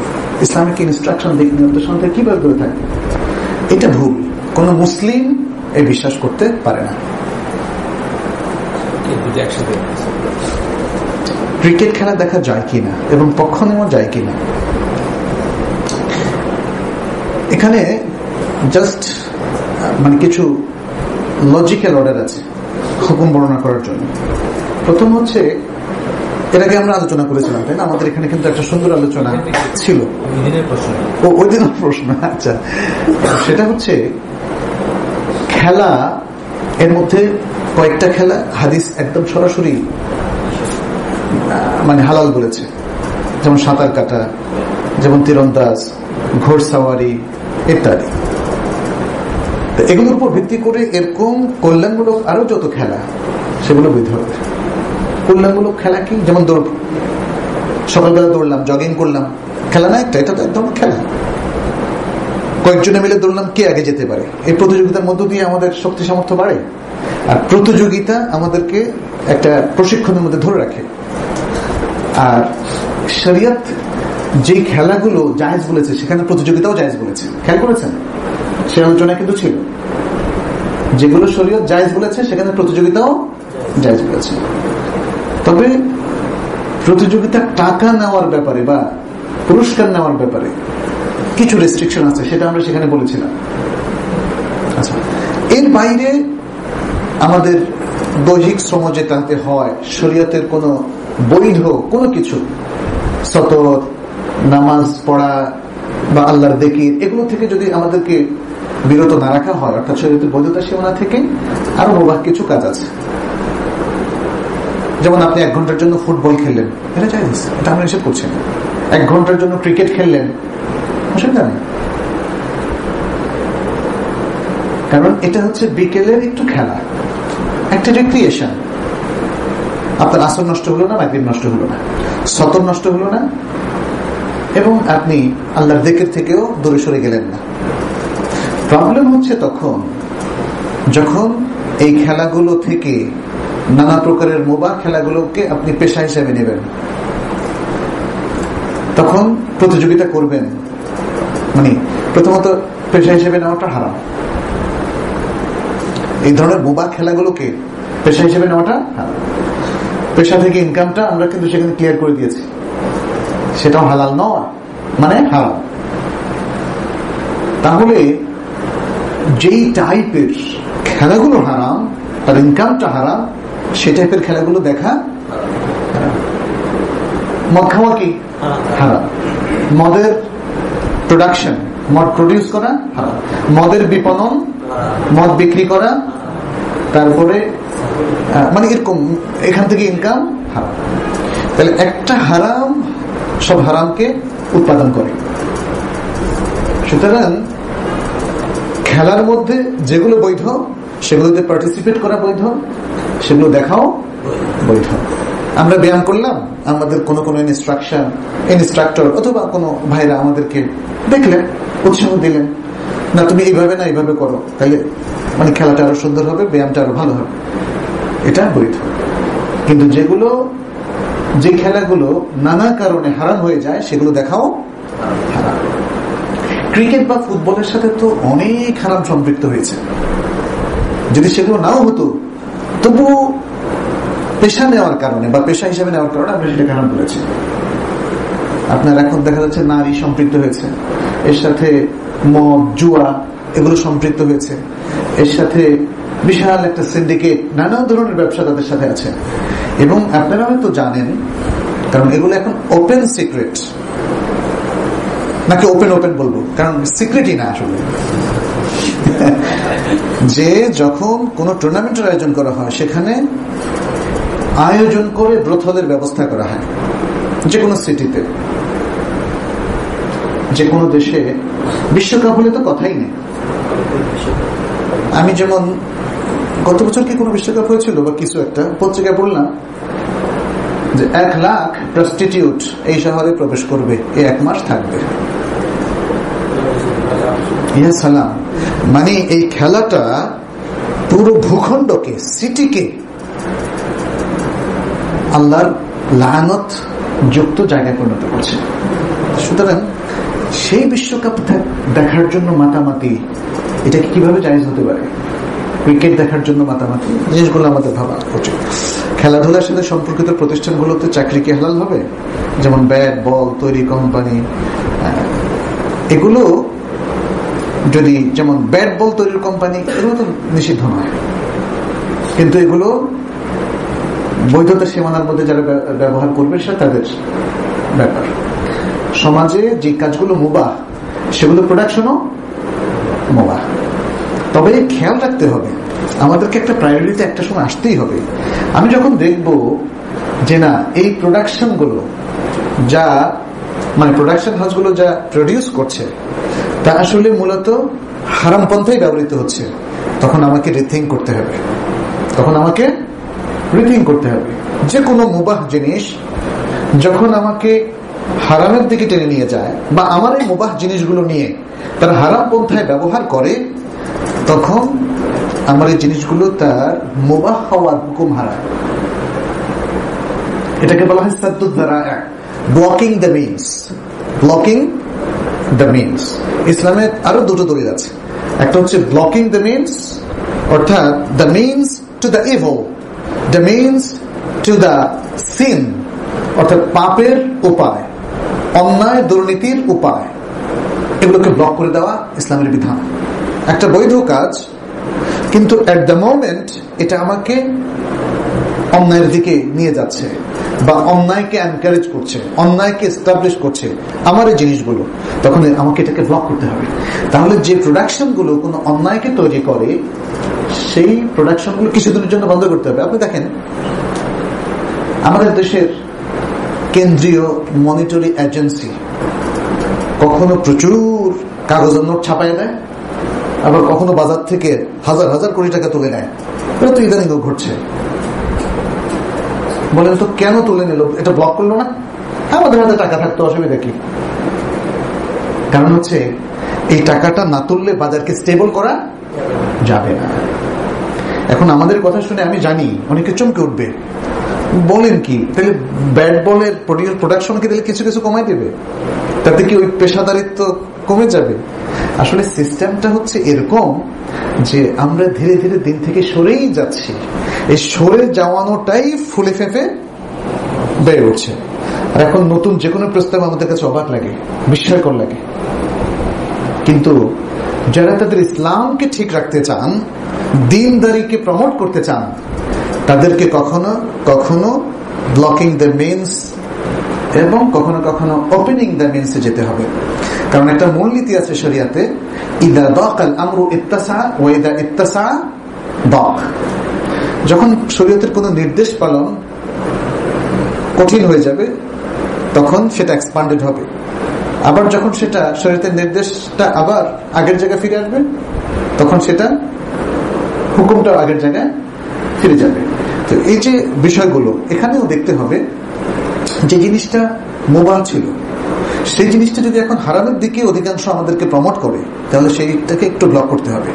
ইভেন এটা ফর দ্য টাইম বিং হতে পারে, কিছু কালের জন্য, যতক্ষণ না সেটা আবার মুবাহের জায়গায় ফিরে আসে। যখন মুবাহের জায়গায় ফিরে আসবে তখন আবার সেটা মুবাহ হয়ে যাবে। এটাই হচ্ছে এই কায়দার মূল কথা। সুতরাং মানে বিষয়গুলোকে এক নাগাড়ে, যেটা হারাম এটা জায়েজ কন্টিনিউ করার উপায় নেই, এটা সিচুয়েশন অনুযায়ী। আর শর্ত একটাই, সেটা হচ্ছে ইসলামের বৈধতার সীমানাকে প্রোটেক্ট করা। সব সময় নিজের চাকরি দিয়ে, নিজের অ্যাক্টিভিটিস দিয়ে, খেলাধুলা দিয়ে, সবকিছু দিয়ে ইসলামের বৈধতা সীমানাকে প্রোটেক্ট করতে পারলে এটাও বৈধ থাকবে। আর যখনই সেটা ভায়োলেটেড হবে, নষ্ট হবে, তখনও আর বৈধতা সীমানার মধ্যে সেটা থাকবে না। কেন্দ্রীয় ব্যাংকের সর্বদিকে অর্থনীতির যে কার্যক্রম, এই কার্যক্রমে কিছু হালাল ও হারাম মনে হয়। এখানে কি চাকরি হালাল হবে? কেন্দ্রীয় ব্যাংক, প্রথম কথা হচ্ছে যে কোনো দেশের কেন্দ্রীয় ব্যাংক এটা কিন্তু ব্যাংক না, মানে ব্যাংকিং যারা করে সেটা তো ব্যাংক। এটা হলো একটা মনিটরিং এজেন্সি বা অথরিটি বলতে পারে। এরা অন্যান্য ব্যাংক বা সারা বাংলাদেশের ব্যাংকগুলো কিভাবে চলবে সেটা নির্ধারণ করে। অতএব আপনারা কেউ কি ইসলাম ব্যাংকে অ্যাকাউন্ট খুলেছেন? সরি, ইসলাম ব্যাংক না, বাংলাদেশ ব্যাংকে গেলে খুলতে পারবেন? তাহলে এটা ব্যাংক কোথায়? বাংলাদেশ ব্যাংক, বাট মনিটরি বা রেগুলেটরি অথরিটি বলতে পারি আমরা, রেগুলেটরি অথরিটি। আচ্ছা, এখন বাংলাদেশ ব্যাংকটা কি করে? যে ব্যাংকগুলো সুদী ব্যাংক বলে যে তোমরা এই পদ্ধতিতে সুদ খাও, আর যে ব্যাংকগুলো ইসলামিক তাদেরকে হয়তো বলে এই তোমরা এই পদ্ধতিগুলো অ্যাডপ্ট করো। ইসলামিক পদ্ধতিগুলোর ক্ষেত্রেও এই কেন্দ্রীয় ব্যাংকের করার আরো অনেক স্কোপ আছে। এগুলো যাতে স্মুথলি চলতে পারে এবং এগুলো যাতে সুদী যে কোনো ধরনের রেগুলেশনের আওতায় তারা পড়তে কখনো বাধ্য না হয়। যেমন তার উদাহরণ দেই, দু একটি ক্ষেত্রে তারা কমন কিছু সার্কুলার জারি করে। এর মধ্যে একটা সার্কুলার হচ্ছে যারা ডিফল্টার, অর্থাৎ যেমন 100 কোটি টাকা ঋণ নিয়েছে কিন্তু দিতে পারতেছে না, তখন এখানে তাদের যে রিস্ট্রাকচারিং বা পুনর্বিন্যাস, ঋণের পুনর্বিন্যাস করে।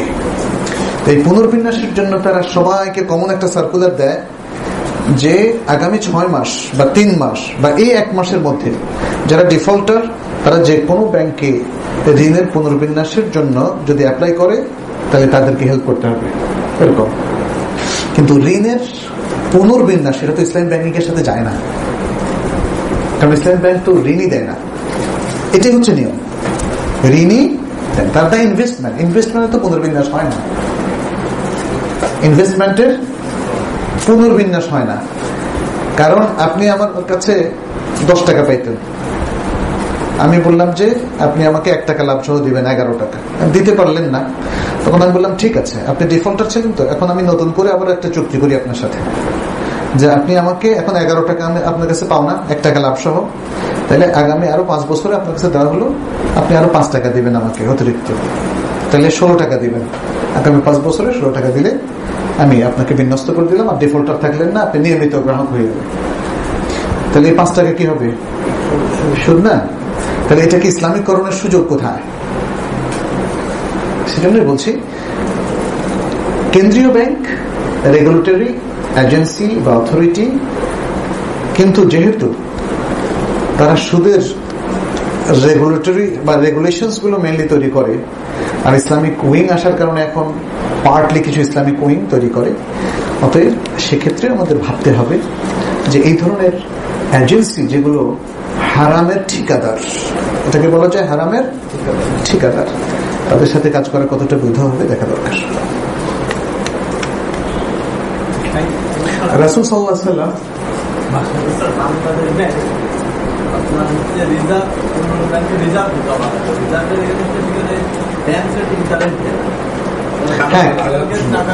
আচ্ছা আমরা পরে শুনবো ইনশাআল্লাহ।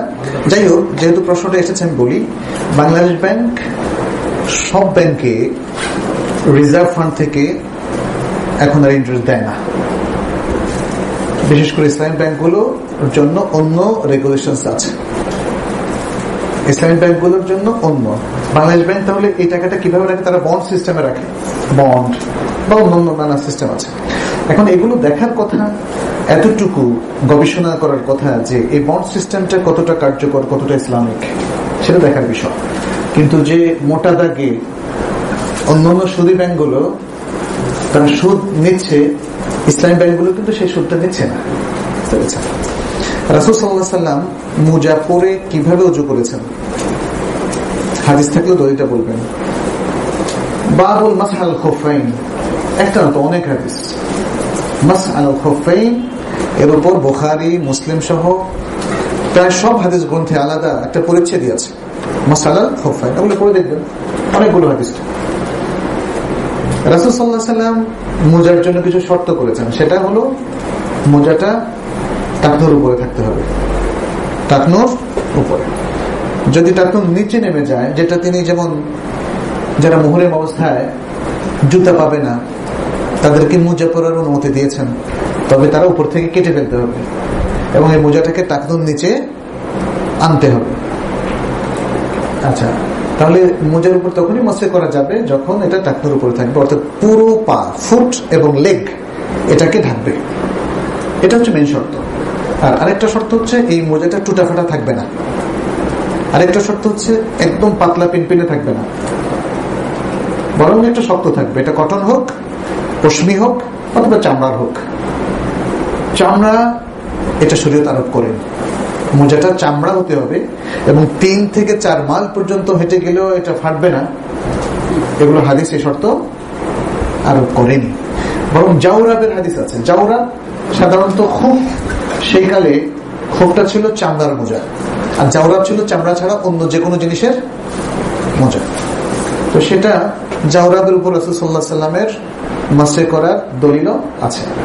তো আমরা যদি বলি খোপটা চামড়া, যদিও আসলে খোপ দ্বারা সব মোজাই সাব্যস্ত হয়, তখন চামড়ায় বানাতো। আবার জাপানিরা তো আমরা জানি যে কাঠের মোজা বানায়, কাঠের মোজা বলি আর জুতা বলি। যদি কাঠের ওটা পরে সে ওটা তো মোজাই বলেন আর জুতাই বলেন, আর তো কিছু বলে না। তার পা ছোট রাখার জন্য, তাই না? আমরা ছোটকালে পড়েছি বইতে, জাপানিরা পাকে ছোট রাখার জন্য সাইজ করে কাঠের জুতা বা মোজা তৈরি করতে। যাই হোক, এখন চামড়া তো ধরেন 4 মাইল পর্যন্ত হাঁটলেন, 5 মাইলের সময় ফেটে যেতে পারে। কাঠ তো 100 মাইল পর্যন্ত হাঁটা যাবে। এখন কি বলবো আমরা, কাঠের উপরে জায়েজ হবে? যদি আপনি চামড়া শর্ত করেন, তাহলে কাঠের মোজার ক্ষেত্রে কি বলবেন? এই জন্য আসলে খোফ দিয়েই যে কোনো ধরনের মোজা সাব্যস্ত হয়, শুধু শর্ত সেগুলো যে পাতলা হতে পারবে না, ছেঁড়া হতে পারবে না এবং পুরো পাটা ঢাকা থাকতে হবে, ব্যাস। আর জাওরাবের হাদিস দিয়ে চামড়া ছাড়া অন্য মোজার উপর মাসে করা সাব্যস্ত হবে।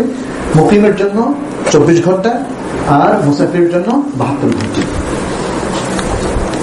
তবে পবিত্র অবস্থায় পড়তে হবে, পবিত্র অবস্থায় পড়তে হবে। আর যদি হাদাসে আকবার হয়ে যায়, যেমন যে কোনো কারণে হাদাসে আকবার, তার নাইট প্রেশারের কারণে অথবা স্বামী স্ত্রী মেলামেশার কারণে, তখন তার গোসল করতে হবে, তখন মোজা করতে হবে। এই মাসেটা শুধুই হাদাসে আসগারের ক্ষেত্রে, মলমূত্র ত্যাগের ক্ষেত্রে ইত্যাদি। মেয়েদের জন্য যুদ্ধে যেতে স্বামীর অনুমতি লাগবে কি? মেয়েদের জন্য সবকিছুতে স্বামীর অনুমতি লাগবে, একমাত্র জরুরি মানবিক বিষয়গুলো ছাড়া আর জরুরি ইবাদত গুলো ছাড়া।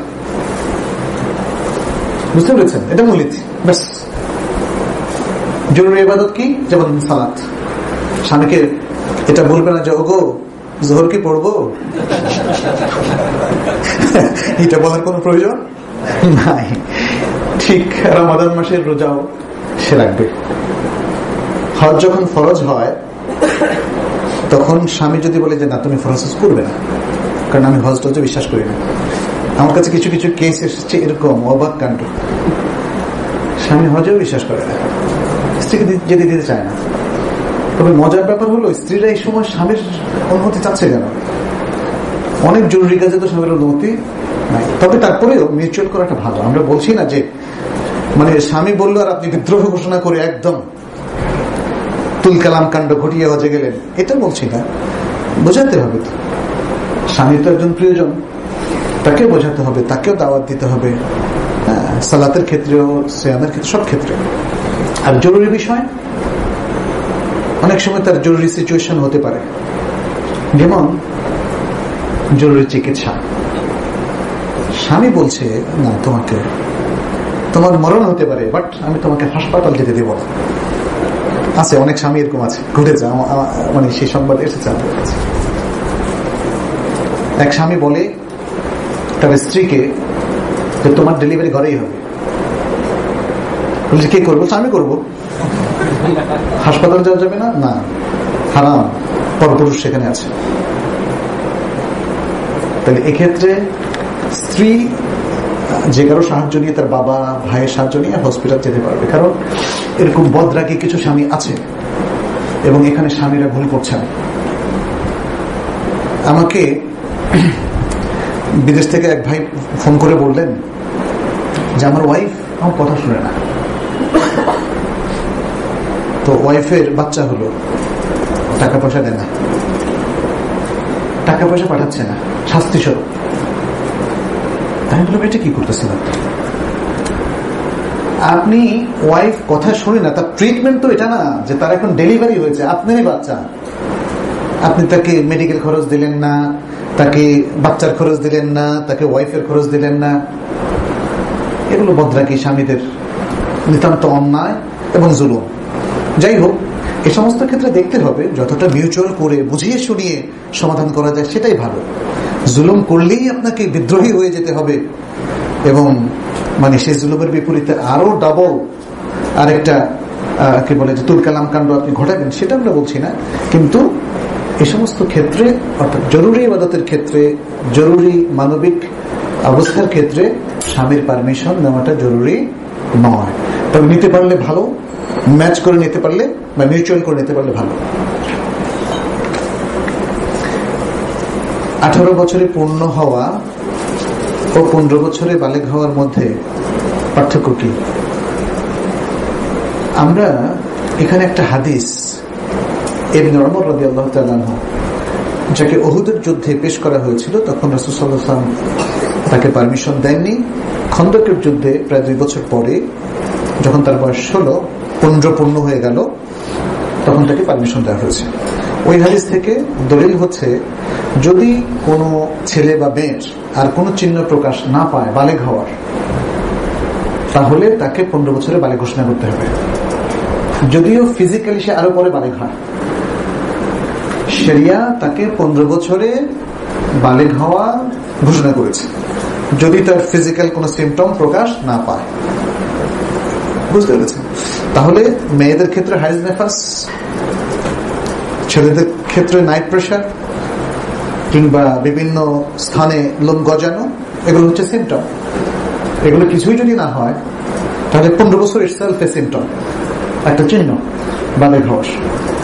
আচ্ছা, 18 বছর এটা হচ্ছে আমাদের দেশে নতুন একটা নীতি, আইন, যেটা পাশ করা হয়েছে সম্ভবত, না? এখন তো 18 বছর একদিন আগেও সে শিশু, একদিন আগেও শিশু, যদিও তো দাড়ি মুছ গজায় যায়, যদিও সে অনেক আগে ফিজিক্যালি সে ম্যাচিউরড হয়ে যায়। যেটা আসলে করা উচিত ছিল সেটা হলো, যদি সত্যি অল্প বয়সী বিয়েটা দেহ, স্বাস্থ্য, মনন ইত্যাদি ক্ষেত্রে ক্ষতিকারক হয়ে থাকে, শরীয়ত কিন্তু আরো পরে যেতে নিষেধ করেনি। কিন্তু শরীয়ত বলেনি যে 15 বছর বয়সে বিবাহ হবে না। বুঝতে পেরেছেন? বিবাহ শুদ্ধ। অতএব সেই জায়গাটা আমি অনুরোধ করব তাদেরকে, যারা আইন প্রণয়ন করেন, তারা যেন সেই জায়গাটা ঠিক রেখেই আইন প্রণয়ন করেন। অনেক সময় ছোট বয়সে 8 বছর, 9 বছর বয়সে, 12 বছর বয়সে মেয়েদেরকে বিয়ে দেওয়ার পক্ষে আমরা নাও থাকতে পারি, তাই না? একটা আপনার সন্তান, আপনার বোন, আপনি তো খেয়াল করবেন যে সে বিবাহের উপযুক্ত হয়েছে কিনা। শুধু বয়সটাই বিবাহের উপযুক্তের জন্য যথেষ্ট নয়। আর এখানেও বয়সটাকে যেভাবে আইন করে বয়সটাকে একমাত্র নিরসন করা হয়েছে, সেটাও ঠিক নয়। এটা যদি আমরা একজন ডাক্তারের দৃষ্টিভঙ্গিতে দেখি, একজন শরীয় এক্সপার্টের দৃষ্টিভঙ্গিতে দেখি, একজন সাধারণ নাগরিকের দৃষ্টিভঙ্গিতে দেখি, তাহলে এটা ঠিক নয়। আমাদের এই মৌসুমী অঞ্চলে ছেলেমেয়েরা খুব দ্রুত বালেগ হয়। আজকাল জেনা ব্যভিচার যেভাবে ছড়াচ্ছে, আপনি তো কই এই নিয়মের সাথে এটা তো বললেন না জেনা ব্যভিচারও করা যাবে না, বলেছেন? 18 বছর আর 21 বছরের বার্জে দিলেন। এই জন্য আমরা দেখেছি কানাডা, আমেরিকাতে, যেখানে সেক্স এডুকেশন শেখানো হয়, আমার কাছে একজন পুরো ক্যারিকুলামটা পাঠিয়েছেন, আমি দেখে হতবাক হয়ে গেলাম। অবশ্যই ব্যথিত হওয়ার মতো বিষয়। সেগুলো অনেকটা ধর্মহীন রাষ্ট্র, তাদের জন্য কোনো সমস্যা নেই, তাদের তো বিবাহ দরকারও নেই, আছে? তাদের সেই সংস্কৃতিতে ধর্ম রক্ষা পেল কি পেল না, ধর্মীয় অনুশাসন আসলো কি আসলে, কোনো দরকার নাই। আপনি যদি ওই দৃষ্টিভঙ্গি দেখেন, then it's okay, very nice curriculum. কিন্তু একজন মুসলিমের দৃষ্টিতে দেখলে শির ওঠার মতো যেভাবে সেক্স শেখানো হচ্ছে এবং বিভিন্ন ইনস্ট্রুমেন্ট ঝুলিয়ে রাখা হচ্ছে to encourage the students from class 6, standard 6 or 7, তাতে কিন্তু প্র্যাকটিস আর থেমে নাই। এটা একদম ভেতরের কথা, বরং এখন ভেতর না বাইরের কথা। আমাদের দেশেও বিভিন্ন প্রতিষ্ঠানে আমরা খোঁজখবর নিয়ে দেখেছি খুবই ডেঞ্জারাস অবস্থা। বিবাহটা ছিল সবচেয়ে সুন্দর মাধ্যম যাতে তরুণ এবং তরুণীরা তাদের চরিত্রকে ধরে রাখতে পারে, তাদের মনের চাহিদা, দৈহিক চাহিদা বৈধ পন্থায় তারা মেটালো, চারিত্রিক সততাও রক্ষা করলো। এবং সে কথাই বুখারী মুসলিমের হাদিসে আমাদের প্রিয় রাসূল সাল্লাল্লাহু আলাইহি ওয়াসাল্লাম বলেছেন, ইয়া মা'শারাশ শাবাব মান ইসতাতা'a মিনকুমুল বা'ata ফালিয়াতাযাওয়াজ ফাইন্নাহু আগাদ্দু লিলবাসার ওয়া আহসানু লিলফারজ ওয়া মান লাম ইয়াস্তাতি' ফাআলাইহি বিস-সাওম ফাইন্নাহু লাহু ওয়িজা। হে যুব সম্প্রদায়, এখানে তরুণীরাও ইনক্লুডেড, তোমাদের মধ্যে যারা বিবাহে যারা সামর্থ্য রাখে, প্রাথমিকভাবে পুরুষদেরকে বলা হচ্ছে, তারা যেন বিবাহ করে নেয়, কারণ এটাই তাদের দৃষ্টিকে সংযত রাখার সবচেয়ে উপযোগী মাধ্যম এবং এটাই তাদের লজ্জাস্থানকে হেফাজত করার সবচেয়ে উপযোগী মাধ্যম। আর যে ব্যক্তি বিবাহের সামর্থ্য রাখে না, সে তোমার রোজা রাখে। এখন তো আমাদের ছেলে মেয়েদেরকে বলতে হবে, কারণ মা বাবা তো জানেন, যদি 18 বছর আর 21 বছর রক্ষা করো, তাহলে বলতে হবে তোমরা রোজা রাখো ভাই, বা ছেলে মেয়েরা তোমরা রোজা রাখো। উপায় নেই, কারণ এর আগে বিবাহ হলেই কেউ একজন এসে সেটাকে আবার ভেঙে দিবে অথবা গ্রেফতার করে নিয়ে যাবে। আমরা বলবো যেন আসলে আমাদের দিন, প্রিয় দিন, আমাদের প্রিয় আল্লাহ, আমাদের প্রিয় রাসূল সাল্লাল্লাহু আলাইহি ওয়াসাল্লামের দেয়া শরিয়ত, এটাকে রক্ষা করুন। এটার সাথে ম্যাচ করেই মুসলিম সমাজের আইন প্রণয়ন করুন। কালিমা কয়টি ও কি কি? প্রচলিত কালিমা সম্পর্কে জানতে চাই। কালিমা তাইয়্যিবা কোরআনে বলা হচ্ছে লা ইলাহা ইল্লাল্লাহ। কালিমা তাইয়্যিবা হচ্ছে লা ইলাহা ইল্লাল্লাহ। কালিমা মানে বাক্য, বাণী। কালিমা তো অনেক। আমাদের সমাজে এমনি কিছু কালিমা তৈরি করা হয়েছে, নাম দেওয়া হয়েছে নিজেদের থেকে, কায়দা বা বিভিন্ন মানে বইয়ের মধ্যে, ইসলামের বইয়ের মধ্যে, কিংবা মকসুদ মুমিনিন বা এই টাইপের বলুন না, কালিমা তাইয়্যিবা, কালিমা শাহাদাত, কালিমা তামজিদ, তারপরে কি কালিমা তাওহীদ, আল্লাহু আকবার, তারপরে আরো আছে তো কালিমায়ে মুফাসসাল, কালিমায়ে ইমানে মুফাসসাল, ইমানে মুজমাল। যাই হোক, এই ঈমান আসলে মুফাসসাল এবং মুজমাল ভাগ করার কোনো প্রয়োজন নেই। তবে তো আয়াতের মধ্যে যেমন এসেছে, কোরআনের মধ্যে একাধিক আয়াতে কোথাও 4টা কোথাও 5টা রকম এসেছে সংক্ষিপ্ত ভাবে, আর অন্যান্য অনেক আয়াতে এটা ডিটেইলস এসেছে। কেউ যদি এটাকে মুজমাল মানে সংক্ষিপ্ত আর মুফাসসাল বিস্তারিত বুঝান তাহলে অসুবিধা নেই, কিন্তু সেটা সুনির্দিষ্ট কোনো কালিমা না। আমানতু বিল্লাহি ওয়া মালাইকাতিহি ওয়া কুতুবিহি ওয়া রুসুলিহি ওয়াল ইয়াউমিল আখির ওয়াল কদরি খাইরিহি ওয়া শাররিহি, এই যেটা বানানো হলো এটা রাসূল সাল্লাল্লাহু আলাইহি ওয়াসাল্লাম এভাবে বানিয়ে দেননি। তারপরে আমানতু বিল্লাহি বিআসমাইহি ওয়া সিফাতিহি, যেটা ইমানে মুফাসসাল, ওটাও রাসূল সাল্লাল্লাহু আলাইহি ওয়াসাল্লাম এইভাবে বানিয়ে দেন। অতএব এই ধরনের কালিমা বানিয়ে সেটাকে মানে স্পেশাল একটা ফজিলত দেওয়া, সওয়াব দেওয়া বা সেটাকে একটা মর্যাদা দেওয়া, এটা কিন্তু বিদআতের মধ্যে পড়বে। কিন্তু যেটা আমরা একাডেমিক ভাবে অ্যাপ্রোচ করতে পারি সেটি হচ্ছে আমাদের ইমানের বিষয়গুলো সংক্ষিপ্ত ভাবে আমরা পড়তে পারি। যেমন ইমানের সংক্ষিপ্ত বিষয় হচ্ছে এরকম 6টা জিনিসের উপর ইমান রাখতে হবে: আল্লাহ, মালাইকা, আসমানি কিতাব, নবী রাসূল, আখিরাত এবং তাকদীরের ভালো মন্দ। এটা হলো ইমানে মুজমাল, ঠিক আছে। কিন্তু বক্তব্যটা হচ্ছে ওই আমানতু বিল্লাহ নয়, বরং এভাবে। আর মুফাসসালটা কি? তখন আল্লাহর উপর ইমানের বর্ণনা, বিস্তারিত বর্ণনাটা আসবে। এগুলো ওই যে আকীদাতুত তাওহীদ বা উসুলুল ঈমান, এই দুটো বইয়ের মধ্যে কিন্তু সুন্দরভাবে দেওয়া আছে। আর কালিমা তাইয়্যিবা, এটা কোরআন শরীফে বলেছে। কালিমা তাইয়্যিবা কোনটা? লা ইলাহা ইল্লাল্লাহ। লা ইলাহা ইল্লাল্লাহর অগণিত ফজিলত হাদিসের মধ্যে এসেছে, কোরআনের মধ্যেও কালিমা তাইয়্যিবা বলা হয়েছে। কাশাজারাতিন তাইয়্যিবা, একটা উত্তম বৃক্ষের সাথে তুলনা করা হয়েছে। এছাড়া কালিমা তামজিদ, এটা বলার এখানে যে কথাগুলো এসেছে সে কথাগুলোর মানে হক হলেও, কিন্তু যেহেতু আপনি নিজস্ব প্যাটার্ন করেছেন, যে প্যাটার্নটা শরীয়ত দেয়নি আপনি করেছেন, নিজস্ব একটা ফরম্যাট করেছেন, যে ফরম্যাটটা শরীয়ত দেয়নি আপনি করেছেন, এটা ইবাদতের মূলনীতির সাথে খাপ খায়, সরি বিদআতের মূলনীতির সাথে খাপ খায়। বিদআত হচ্ছে যেমন আপনি আসরের পরে 2 রাকাত স্পেশাল নামাজ চালু করলেন, পড়লেন কি ভালো ভালো সব সূরা ফাতিহা, আয়াতুল কুরসি, এবং বললেন যে ব্যক্তি আসরের পরে 2 রাকাত নামাজ পড়বে তার জন্য এই ফজিলত, তাহলে এটা কি হবে? বিদআত হবে। সালাত যা পড়ছেন সবই ভালো, বাট ফরম্যাটটা হলো আপনার বানানো, এটা হচ্ছে বিদআতের মূলনীতির সাথে খাপ খায়। অতএব এইভাবে কালেমাকে 6 ভাগে 5 ভাগে ভাগ করে, যে কালেমায় রদ্দে কুফর, কালেমায় রদ্দে শিরক, কালেমাতে আপনি যদি রদ্দে কুফর বলেন আমি রদ্দে শিরক বলবো, আবার আরেকজন বলে কালেমায় রদ্দে ইলহাদ।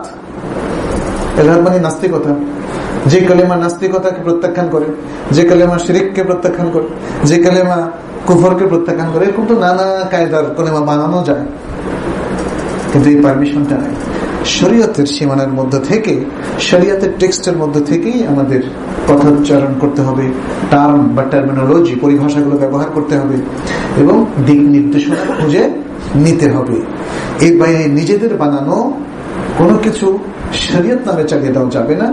হ্যাঁ, শরীয়তের কিছু এরিয়া আছে, আমি এর আগে আলোচনা করেছিলাম যে কিছু এরিয়া আছে সেখানে শরিয়ত আমাদের পছন্দ মতো বক্তব্য পেশ করাকে বৈধ করেছে, আমাদের পছন্দ মতো কিছু কাজকে মুবাহ করেছে। এটা অধিকাংশ ক্ষেত্রে মুআমালাতের ক্ষেত্রে। আর ইবাদতের ক্ষেত্রটা ভেরি স্পেসিফিক, এখানে কোন ধরনের ফরম্যাট যোগ করা অথবা বাদ দেওয়ার কোন অধিকার নাই। দুরুদ ইব্রাহিম ছাড়া অন্য কোন দুরুদ আছে কিনা? দুরুদ ইব্রাহিম তো আফদল, যেহেতু এটা হাদিসের মধ্যে এসেছে, আর যেহেতু আল্লাহ তাআলা আল কোরআনের মধ্যে বলেছেন ইন্নাল্লাহা ওয়া মালাইকাতাহু ইউসাল্লুনা আলান নবী ইয়া আইয়ুহাল্লাযীনা আমানু সাল্লু আলাইহি ওয়া সাল্লিমু তাসলিমা। তাহলে সেটা কি দুরুদ ইব্রাহিমের মধ্যে সীমাবদ্ধ? রাসূল সাল্লাল্লাহু আলাইহি ওয়াসাল্লাম তো এটা বলেননি। অতএব আমরা বলতে পারি সাল্লাল্লাহু আলাইহি ওয়াসাল্লাম, এটা দুরুদ সাল্লাল্লাহু আলাইহি ওয়াসাল্লাম। তারপরে বলতে পারি আল্লাহুম্মা সাল্লি ওয়া সাল্লিম আলাইহি, অথবা বলতে পারি আলহামদুলিল্লাহি রাব্বিল আলামিন ওয়াস সালাতু ওয়াস সালামু আলা নাবিয়্যিনা মুহাম্মাদিন ওয়া আলা আলিহি ওয়া সাহবিহি আজমাইন। তাহলে হামদ এর সাথে দুরূদ হয়ে গেল। ইয়া নবী সালাম আলাইকুম না, ইয়া নবী সালাম আলাইকুম হবে না, এটা তো দুরূদও নয়, এটা হলো মিলাদ। এখন তো অনেকে বলে যে মিলাদের মাস চলে এসেছে না, মিলাদ মানে হলো জন্ম, কিন্তু এখন সেটাকে অনুষ্ঠানে পরিণত করা হয়েছে। এটা রাসূল সাল্লাল্লাহু আলাইহি ওয়াসাল্লাম জন্মোৎসব, এটা বললে তাদের ভালো হতো। মিলাদ না বলে রাসূল সাল্লাল্লাহু আলাইহি ওয়াসাল্লামের জন্মোৎসব। ইসলামের কোন জন্মোৎসবের কোন স্থান আসলে নেই। আর এর সাথে রিলেটেড তো অনেক ভুল আকীদা আছে, ভুল চর্চা আছে। ইয়া নবী সালাম আলাইকা যেভাবে গান গীত করে করা হয়, এটা সব যুগে বিদআতীরাই করেছে, এখনো বিদআতীরাই করছে। সহিহ উলামায়ে কেরামের মধ্যে, আইম্মাতুল হুদার মধ্যে একজনও পাবেন না যাদেরকে বিশ্ব বড় বড় আলেম ইমাম হিসাবে জানে তারা এগুলো করেছেন। তারা এগুলো নিয়ে ভাবেরই নেই, কারণ এই মিলাদ অনুষ্ঠানকে তারা এটা তাদের চিন্তায় আসেনি যে এটা ইসলামিক কোন পর্ব হতে পারে।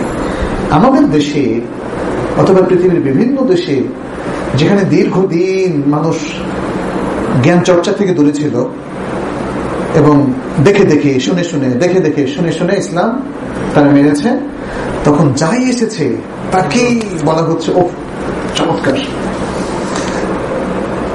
আমি গতকালকের পত্রিকা দেখলাম মঙ্গল যাত্রাকে জাতিসংঘ একটা সাংস্কৃতিক অনুষ্ঠান হিসাবে রিকগনিশন দিয়েছে, বৈশ্বিক রিকগনিশন। একজন আমাকে বলছিল গত 2-3 বছর আগে যে দেখুন এখন তো আমাদের সমাজেও হিন্দুয়ানা বেশ কিছু সংস্কৃতি এবং সাংস্কৃতিক পর্ব ইন্ট্রোডিউসড হচ্ছে এবং এস্টাবলিশড হচ্ছে, সেই জায়গায় তো ইসলামের আর কোনো জিনিস নাই। মিলাদুন নবী আমাদের একটা জিনিস আছে যেটাকে আমরা নতুন একটা পর্ব হিসাবে এস্টাবলিশ করতে পারি, নতুন পর্ব। কারণ ঈদ উল ফিতর, ঈদ উল আজহা তো পুরান পর্ব, তো নতুনত্ব নাই।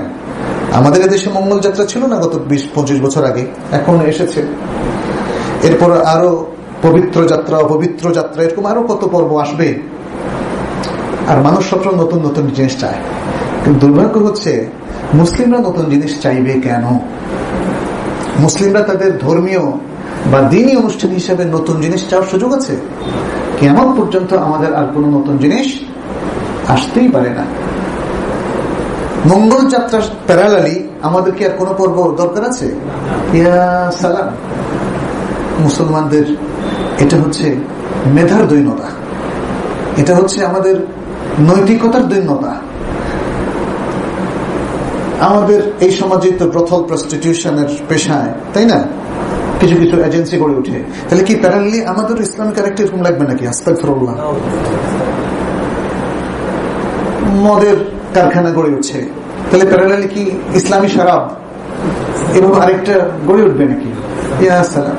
এটা মনে রাখতে হবে, ইসলামের মধ্যে 1400 বছর আগে আমাদের রাসূল সাল্লাল্লাহু আলাইহি ওয়াসাল্লাম যা দিয়ে গেছেন, যত পর্ব, যত কিছু, দ্যাটস এনাফ, যথেষ্ট যথেষ্ট এবং যথেষ্ট। ওটার মধ্যে আমাদের থাকতে হবে, ওর বাইরে যাওয়াটা জায়েজ হবে না। আমাদের সন্তানদের শিক্ষা দীক্ষা এবং দ্বীনি তারবিয়ত গঠনে আমাদের কি করণীয়? এটা হচ্ছে এই মুহূর্তে আমাদের সবচেয়ে বড় প্রায়োরিটি। দ্বীনি শিক্ষা, দ্বীনি তারবিয়ত সবচেয়ে বড় প্রায়োরিটি। জাগতিক শিক্ষা কিন্তু দিন শিক্ষা থেকে দূরে না, আমরা এখানে একটু তালগোল পাকিয়ে ফেলি। জাগতিক শিক্ষা যখন দিতে যাই, দ্বীনের কোনো নামগন্ধ থাকে না। আবার দ্বীনি শিক্ষা দিতে যাই, জাগতিক শিক্ষার নামগন্ধ থাকে না, যা তা যে কোনো ভাবে দিচ্ছে। এটা মুসলমানদের বড়ই দুর্গতি আমি বলবো। অথচ শিক্ষা আমাদের সবচেয়ে বড় প্রায়োরিটি। এটা আল্লাহ প্রায়োরিটি নির্ধারণ করে দিয়েছেন। এই জন্য বলছেন ইকরা বিসমি রাব্বিকাল্লাযী খালাক, প্রথম আয়াত। কোরআনের মধ্যে সবচেয়ে গুরুত্বপূর্ণ ইস্যু কি তাওহীদ না? আল ঈমান বিল্লাহ। আল ঈমান বিল্লাহর মধ্যে 1 নম্বর ইস্যু হচ্ছে তাওহীদুল্লাহ। আর আল্লাহ বলেন ফাআলাম আন্নাহু লা ইলাহা ইল্লাল্লাহ। তাহলে তাওহীদটাকে তো শিখতে হবে, জানতে হবে। ইলম মানে হচ্ছে নলেজ। আল্লাহ বলছেন নলেজটা রাখো, যে লা ইলাহা ইল্লাল্লাহ, লা ইলাহা ইল্লাল্লাহর নলেজটা রাখো। সুতরাং মানে মুসলিম আর অমুসলিম দুটো ভিন্ন জিনিস। কিন্তু আনফরচুনেটলি আমরা মুসলিমরা এখানে চশমাটা বানিয়ে নিয়েছি অমুসলিম। সমস্ত মুসলিমরা সবকিছু দেখছি আমরা অমুসলিম চশমায়। এটা খুবই দুঃখজনক। টরন্টোতে একবার অনেক বোনেরা আমাকে প্রশ্ন করলেন মেয়েদের অধিকার নিয়ে, মিরাস নিয়ে, তালাকের বিষয়গুলো নিয়ে। আমি তাদেরকে বললাম, আপনি ক্যানাডিয়ান চশমা দিয়ে ইসলামকে তো বিচার করলে হবে না। ক্যানাডিয়ান চশমা, আমেরিকান চশমা আর ফ্যামিনিস্ট বা নারীবাদী চশমা প্রায় একই জিনিস। আপনাকে ইসলামের এই বিধানগুলো বুঝতে হলে ইসলামিক চশমা লাগবে একটু। আর ইসলামিক চশমা তখনই হবে যখন ইসলামিক মাকাসিদ, অবজেক্টিভস, ইসলামিক ব্যাকগ্রাউন্ড, ইসলামের রুলিংস এর যে নেটওয়ার্কিংটা আছে এটা আপনাকে জানতে হবে। আমি এর আগে বলেছিলাম যে আকিলার বিষয়গুলো, দিয়াত সিস্টেম কিভাবে কার্যকর। একটা অ্যাক্সিডেন্টে একজন ভাই ড্রাইভার একজনকে মেরে ফেললেন, তার বংশের যত পুরুষ আছে এই দিয়াত দেওয়ার ব্যাপারে প্রত্যেকের হেল্প ইসলাম অবধারিত করে দেয়। আর এই জন্যই মানে এটা হবে যে পুরুষ যত কারিব, এদেরকে আসাবা বলা হয়, তার উপর তত বেশি দায়িত্ব। ঠিক তেমনি তাই মিরাজ নেওয়ার ক্ষেত্রেও যে পুরুষ যত কাছের সেই আগে মিরাজ পাবে, সে না থাকলে তারপর তারপর তারপর। এই নেটওয়ার্কিংটা জানতে হবে। এইটা না জেনে আপনি শুধু খন্ড একটা চিত্র দিয়ে শরিয়তকে ব্লেম করছেন, এটা অন্যায়, মহা অন্যায়। এবং এইটা করে আপনি নিজের প্রতি জুলুম করছেন, আপনার কমিউনিটির প্রতি জুলুম করছেন, ইসলাম মুসলমানদের প্রতি জুলুম করছেন, বিশ্ব মানবতার প্রতি জুলুম করছেন। কারণ এই বিশ্ব মানবতা অথেন্টিক জিনিসগুলোকে যদি এক্সপ্লোর করতে না পারে, তখন ভুল জিনিসগুলোকে সে ভুলভাবে নির্ধারণ করবে এবং পরিণতিতে সে ভুল সিদ্ধান্ত উপনীত হবে, ভুল রুলিংস ফলো করবে এবং সে মিসগাইডেড হবে। এটাই হচ্ছে। এজন্য শিক্ষা দীক্ষার ক্ষেত্রে আজকে সেকুলার শিক্ষার কথা বলা হচ্ছে অথবা জেনারেল শিক্ষার কথা বলা হচ্ছে, কিন্তু এভাবে মেশিন তৈরি হবে যাদের অন্তরে কোনো মাহাব্বা থাকবে না, আল্লাহর প্রতি থাকবে না, রাসূলুল্লাহ সাল্লাল্লাহু আলাইহি ওয়াসাল্লামের প্রতি থাকবে না, ইসলামের প্রতি থাকবে না, মুসলিমের প্রতি থাকবে না। আর এটা নিদর্শন আজকে আমরা এখানে এই সোসাইটিতে পাচ্ছি। এই ঘটনাগুলো আমার মনে হয় আমি আমার 20-25 বছরের জীবনে হয়তো একটা দুটো দেখেছি কিনা, যেগুলো আজকে হরদম পত্রপত্রিকা দেখা যায়। মায়ের হাতে শিশু খুন, ছেলের হাতে মা খুন, বাবার হাতে সন্তান খুন, সন্তানের হাতে বাবা খুন, দুই ভাই মিলে প্ল্যান করে বাবাকে বস্তাবন্দি করে মেরে ফেলেছি। ইয়া সালাম, ইয়া সালাম, ইয়া সালাম, কি পশুত্বের মধ্যে আমরা নেমে গিয়েছি। আল্লাহু আকবার, আল্লাহ। আজকে আসলে জাতির উপলব্ধি করার সময় এসেছে। এখানে সেকুলার আর মুসলিমদের যুদ্ধ নয়, এখানে সত্যকে আবিষ্কার করার যুদ্ধ। অতএব শিক্ষাকে গুরুত্ব দিতে হবে। কিন্তু দুঃখ হচ্ছে প্রচলিত এই ব্যবস্থাপনায় আমরাও কিন্তু মিসগাইডেড হয়ে যাচ্ছে। আমরা আজকে আমাদের সন্তানদেরকে তথাকথিত আধুনিক করার জন্য এবং বৈষয়িক এই প্রতিযোগিতায় কে কত বেতন পাবে, কত ভালো চাকরি পাবে, সেটা পাওয়ানোর জন্য আজকে আমরা দিনী শিক্ষা থেকে তাদেরকে বিরত করছি। আমরা খ্রিস্টান মিশনারি স্কুলে পড়াচ্ছি। আমার এক আত্মীয়, ও অবাক হবেন, সে একজন ভালো ইসলামী জ্ঞান সম্পন্ন এবং হাফেজে কোরআন। আমাকে বলছে যে খ্রিস্টান মিশনারি স্কুলে ওর তো ইংরেজি ভালো পড়ায়, একটু আমি প্রাইমারি জায়গাটা ওকে দিতে চাই, আপনার সাথে একটু পরামর্শ করার জন্য। আমি ভুল জায়গায় পরামর্শের জন্য আসছি। আমি তাকে বললাম, আপনি যদি জাহান্নামে ফেলে দিতে চান তাহলে আপনি দেন। যখন বাচ্চাদের গঠন হওয়ার সময় তখন আপনি মিশনারি স্কুলে দিবেন, ইয়া সালাম, কেমন কথা। যাই হোক, শেষ পর্যন্ত সে দেয়নি। এখন আপনাদের প্রতি কথা যে ছোট সময় বাচ্চাদের গঠনের সময় আপনারা পিওর যেখানে ইসলামিক পড়াশোনা আছে সেগুলোতে দেন, এবং এই ধরনের প্রতিষ্ঠান আপনারা গড়ে তোলেন। এখানে তো এসসিডি আছে, আলহামদুলিল্লাহ, তারা সেখানে সেভাবে চেষ্টা করছে। ক্লাস 5 পর্যন্ত কি শিখবে ছেলেরা বলেন তো? এখানে তাদের ইসলামটা ভালো করে শেখা দরকার। সায়েন্স, ম্যাথ এগুলো প্রাসঙ্গিকভাবে এমনি শেখা হয়ে যাবে। ক্লাস 5 পর্যন্ত প্লে নার্সারি থেকে আরম্ভ করে প্রথম 5টা ক্লাস কমপ্লিট ইসলামিক পড়াশোনা আপনারা করান। সবাই, আপনি ডাক্তার করতে চান, আপনি ইঞ্জিনিয়ার করতে চান, আপনি প্রশাসক করতে চান, অ্যাকাউন্টেন্ট করতে চান, যাই করতে চান, ক্লাস 5 পর্যন্ত আপনারা ইসলামিক প্রতিষ্ঠানে পড়াতেই হবে। তা নাহলে এই ছেলেকে আপনি ভবিষ্যতে জাহান্নামের দিকে আগানোর জন্য প্রস্তুত করবেন বলে ধরে নেবেন। আজকে ক্লাস 2-3 পোলাপাইনগুলো যাদের বাসায় টিভি আছে, এরা চ্যানেলগুলোর খবর রাখে, এরা অনেক কিছু বুঝে, যেটা অবাক কাণ্ড। অনেক অ্যাডাল্টরাও হয়তো আমাদের সময় বুঝতো না। এরা সেক্সটাও বুঝে। এটা হচ্ছে এখনকার সেকুলার এডুকেশনের মাধ্যমে। আর এখন তো সেক্সও ঢুকিয়ে দিচ্ছে, ললিত কলা ঢুকিয়ে দিচ্ছে, ধর্ম উঠিয়ে দিচ্ছে। এটা হচ্ছে কিয়ামতের দিকে মানুষ এগিয়ে যাচ্ছে, সেটা একটা ব্যাখ্যা বটে, কিন্তু তার মানে এই নয় যে আমরা সেটাকে মেনে নেব। আমরা বলবো সমাপনী পরীক্ষা যেহেতু উঠে গিয়েছে, নিশ্চিন্তে আপনারা প্রত্যেকেই ভালো ইসলামী শিক্ষা প্রতিষ্ঠানে পড়ান, ভয় পাবেন না। এটা জুজুর ভয়। যারা মনে করছে যে ইসলামী শিক্ষা প্রতিষ্ঠানে পড়ালে ছেলেমেয়েরা জঙ্গি হবে, এটা ভুল। আমাদের বর্তমান মাননীয় শিক্ষামন্ত্রী তিনি ঘোষণাই করেছেন আমাদের জাতীয় বিশ্ববিদ্যালয়ের একটা বড় সেমিনারে, যে এতদিন অনেকের ধারণা ছিল মাদ্রাসাগুলোতে জঙ্গিবাদ উৎপন্ন হয়, কিন্তু এখন সে ধারণা ভেঙে গেছে। তাহলে সে ধারণা এখন আমাদের মধ্যে থাকবে কেন? কোন ইসলামী প্রতিষ্ঠানের মধ্যে আজ পর্যন্ত এটা প্রমাণিত হয় না জঙ্গিবাদের পড়াশোনা আছে। তাহলে কারিকুলামে আপনি দেখাই দেন কোথায় আছে। অভিভাবকরা ভয় পাবে কেন? ইমানের দুর্বলতার কারণে। তো শেষভাবে আমরা অনুরোধ করব যে আসুন বাচ্চাদের দিনী শিক্ষা দিই। দুনিয়া শিক্ষার সাথেই ইন্টিগ্রেট করা আছে, সেটা সে পাবেই, ওটার জন্য ভাবতে হবে না। আর ওটা তার মধ্যে একটা প্রবণতা আছে, যেটা আমাদের ল্যাকিং, সেটা হচ্ছে দিনী শিক্ষার ব্যাপার। পূর্ণাঙ্গ দিনী শিক্ষার ব্যবস্থা করি, কোরআন শেখাই দিয়ে অন্তত 5-10 পারা, ক্লাস 5 পর্যন্ত 10 বছর তো 10 পারা ইজিলি শেখানো যায়।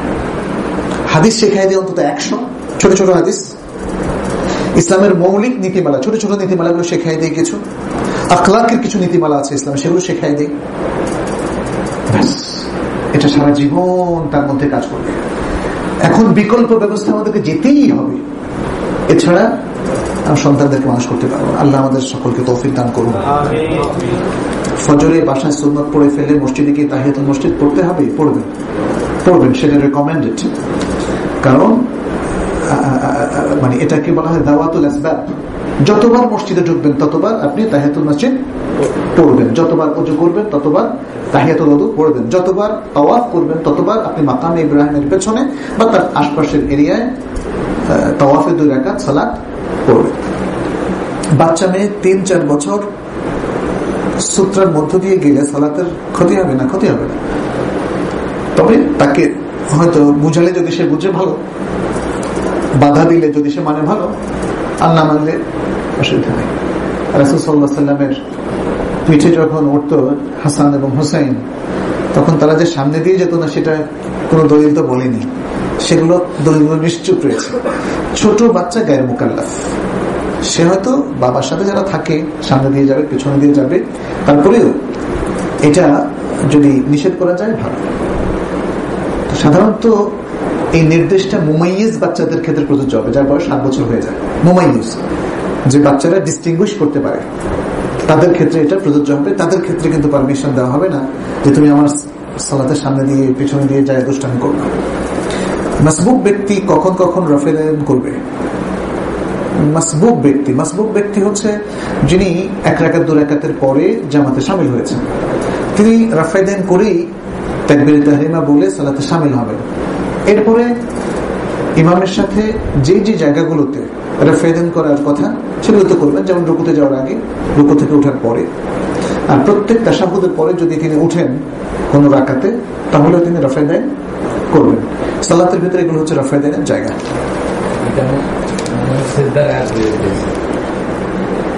ইমামের সাথে নামাজে ইমাম সাহেব সিজদার আয়াত পাঠ করলে মুক্তাদি প্রথম রাকাত না পেলে মুক্তাদি কি করবে? ইমাম সিজদার আয়াত পাঠ করলে না, সেটা আপনার ফৌত হয়েছে, আপনার মাসবুক হয়েছেন সব দিক থেকে। ইমাম যখন আয়াতটা পাঠ করেছে তখনই তো সে সিজদা করে ফেলেছে। আপনি তখন কি অবস্থা ছিলেন? আপনি যদি তখন টয়লেটে থাকেন, তারপর রুজু করে এসে ইমামকে অনুসরণ করবেন। ইন্নামা জুইলাল ইমামু লিইউতাম্মা বিহি, এটা বুখারী সহ অন্যান্য অনেক হাদিস গ্রন্থে এসেছে যে ইমামকে নির্ধারণ করা হয়েছে যাতে তার ইক্তেদা করা হয়, তার অনুসরণ করা হয়। ইমাম আগের রাকাতে কি করেছে এটা মুক্তাদির ভাবার কোনো দরকার নাই। তবে মুক্তাদি যদি কোনো সিজদার আয়াত শুনে থাকে এবং সে তাৎক্ষণিকভাবে সিজদা করার মতো সিচুয়েশন না থাকে, তাহলে পরেও সিজদা করলে হবে। অর্থাৎ এই আয়াতটা যদি মুক্তাদি শুনে থাকেন তাহলে তিনি সালাত থেকে সালাম ফিরিয়ে মানে পড়বেন। তিনি প্রথমে এসে সিজদা দিয়ে তারপরে সালাত শামিল হবেন, এর কোনো প্রয়োজন নাই। জি,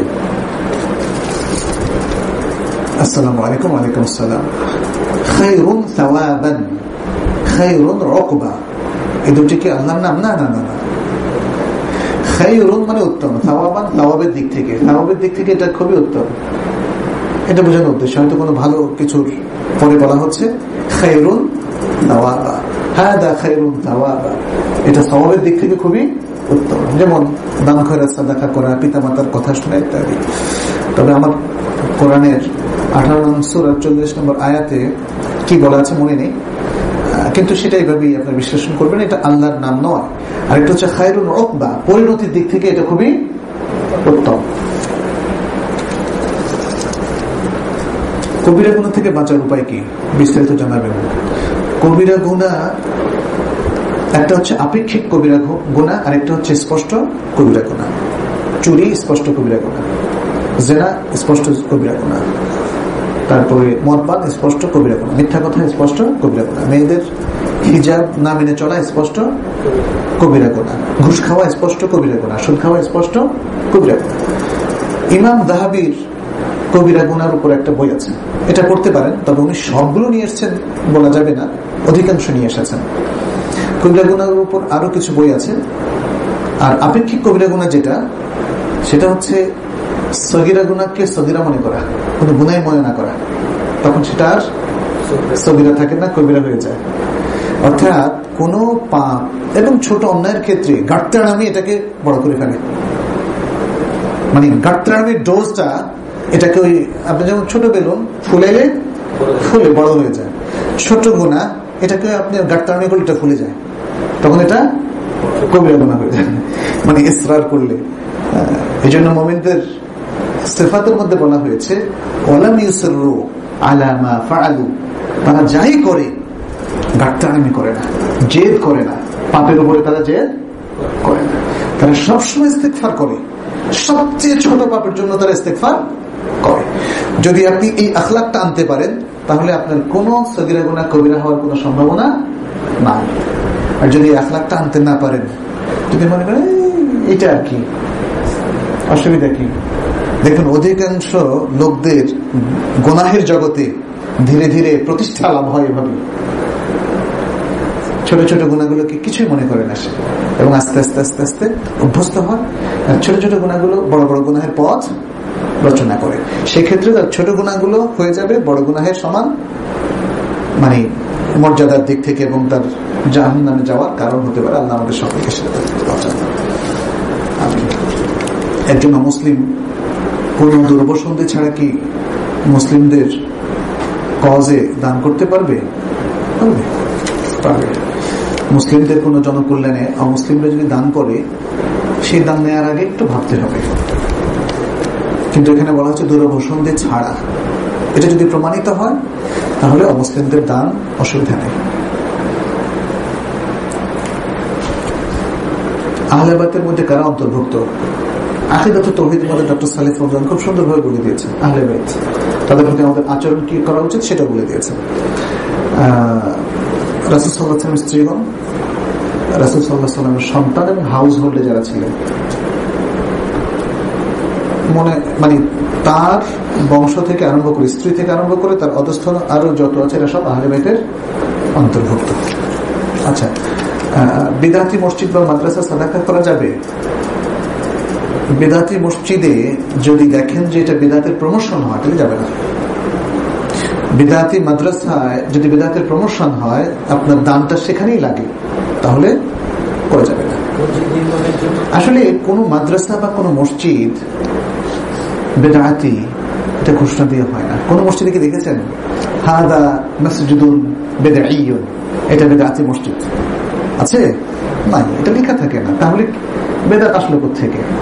আসলো হয়তো মসজিদ কমিটি বেদাতকে পারমিশন দেন, অথবা ইমাম সাহেব কিংবা খতিব সাহেব বেদাতকে প্রমোট করেন, পৃষ্ঠপোষকতা দেন। তাহলে মানে সাধারণত দেখা যায় যেখানে ব্যাপকভাবে বেদাত চর্চা হয় সেখানে আপনার দানটা বেদাতের প্রমোশনেই ব্যয় হয়। তো ঠিক আমি এই প্রশ্নটা বুঝলাম না, এটা তো কমন সেন্স দিয়ে বোঝা যায়, তাই না? একটা মসজিদে যখন ব্যাপকভাবে অথবা একটা মাজারে, তাই না, বেদাতে চর্চাইতে হয়, তখন সেখানে আপনার দান খয়রাত সাদাকার কোনো অর্থ থাকে? মসজিদে কাতার একা এসে দাঁড়ালে কোথায় দাঁড়াবে? একজন যদি একা থাকেন তখন তিনি ইচ্ছে করলে আগের কাতার থেকে একজনকে টান দিতে পারেন। উনি টানটা খেয়ে বুঝবেন যে একজন তাকে ডাকছেন, তার সাথে কাতারবন্দি হওয়ার জন্য সেটা করবেন। আর যদি তার কোনো সুযোগ না থাকে তাহলে তিনি এরকম কাতারের মধ্যে অনেক সময় ফাঁক থাকে কিছু, বা একটু ফাঁক করলে কয়েকজন সরে দাঁড়ালে ফাঁক হয়, তিনি সেখানে ঢুকে যাবেন।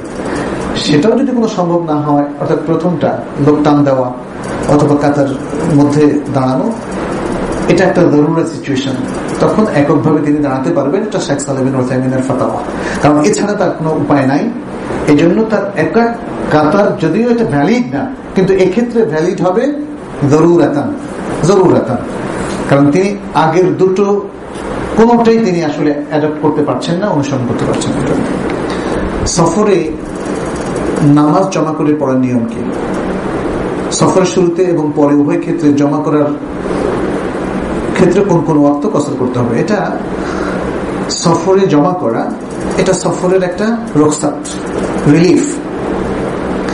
এই জন্য 5 ওয়াক্ত সালাতের মধ্যে দুটো গ্রুপ আছে, একটা হলো যোহর আসরের গ্রুপ আর একটা হলো মাগরিব এশার গ্রুপ। সফরের মধ্যে সাধারণত যদি আপনি সফরে থাকেন, চলমান থাকেন, তখন জমা করাটা খুবই উত্তম, কারণ সফরের কষ্টের জন্য আপনি রিলিফটা সরাসরি ফিল করবেন এবং আল্লাহর প্রতি আপনার শুকরিয়াটা অনেক বেশি হবে। কারণ এই সমস্ত আল্লাহ যতই, তাই না, রিলিফ দেন, রোকসাত দেন, ততই আল্লাহর প্রতি আমাদের শুকরিয়াটা বাড়ে। আর যখন আপনি সফর শেষ করার পরে কোনো স্টেবল হয়ে যাবেন 2 দিন 4 দিনের জন্য, তখন জমা না করাটাই হচ্ছে উত্তম। এটা হচ্ছে প্রথম কথা। জমা করার ক্ষেত্রে আপনি যদি জোহরের আগে জমা করেন তাহলে আর জোহরের সময় জোহর পড়ার দরকার নেই, একসাথে গিয়ে আসরের সময় যেখানে থামবেন জোহর আসর, জোহরকে আখির করে বিলম্ব করে একসাথে পড়বেন। আর যদি আপনি সফরের শুরুটা হয় জোহরের টাইমে, তখন নিজ এলাকার পাড়ার বাইরে গিয়ে আপনি সফর স্টার্ট হলো, এটা নিশ্চয়ন হওয়ার, নিজের এলাকায় নিজের বাড়ির মধ্যে সফর স্টার্ট হয় না। সফর স্টার্ট হয় যখন ব্যক্তি নিজের বাড়ি থেকে বের হয়ে যায় এবং নিজের এলাকা পাড়া থেকে বের হয়ে যায়। যেমন এখানে পিসি কালচার অথবা শেখের টেক যদি বলা হয় এটাকে, এই শেখের টেক থেকে বের হলেই মোহাম্মদপুরের মধ্যে থাকা অবস্থায় আপনার সফর স্টার্ট হতে পারে। তখনই আপনি যদি জোহরের টাইম সেটা হয়, তাহলে জোহর আসরকে তাকদিম করে, মানে আসরকে এগিয়ে নিয়ে এসে জোহরের সাথে পড়ে দেবেন। ঠিক একই সিস্টেম মাগরিবের ক্ষেত্রে হয় তাকদিমান অথবা তাখিরান। মায়ানমারের রোহিঙ্গা মুসলমানদের জন্য আমাদের কি করণীয়?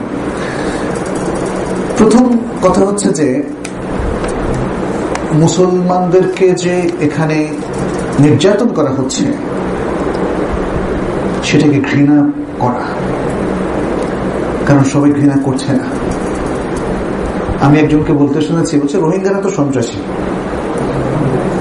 ইয়া সালাম, ইয়া সালাম। এই বৃদ্ধা মহিলা কিভাবে সন্ত্রাসী হয়? এই শিশু 2 বছর, 3 বছর, 5 বছরের শিশুরা কি করে সন্ত্রাসী হয়? আল্লাহু আকবার।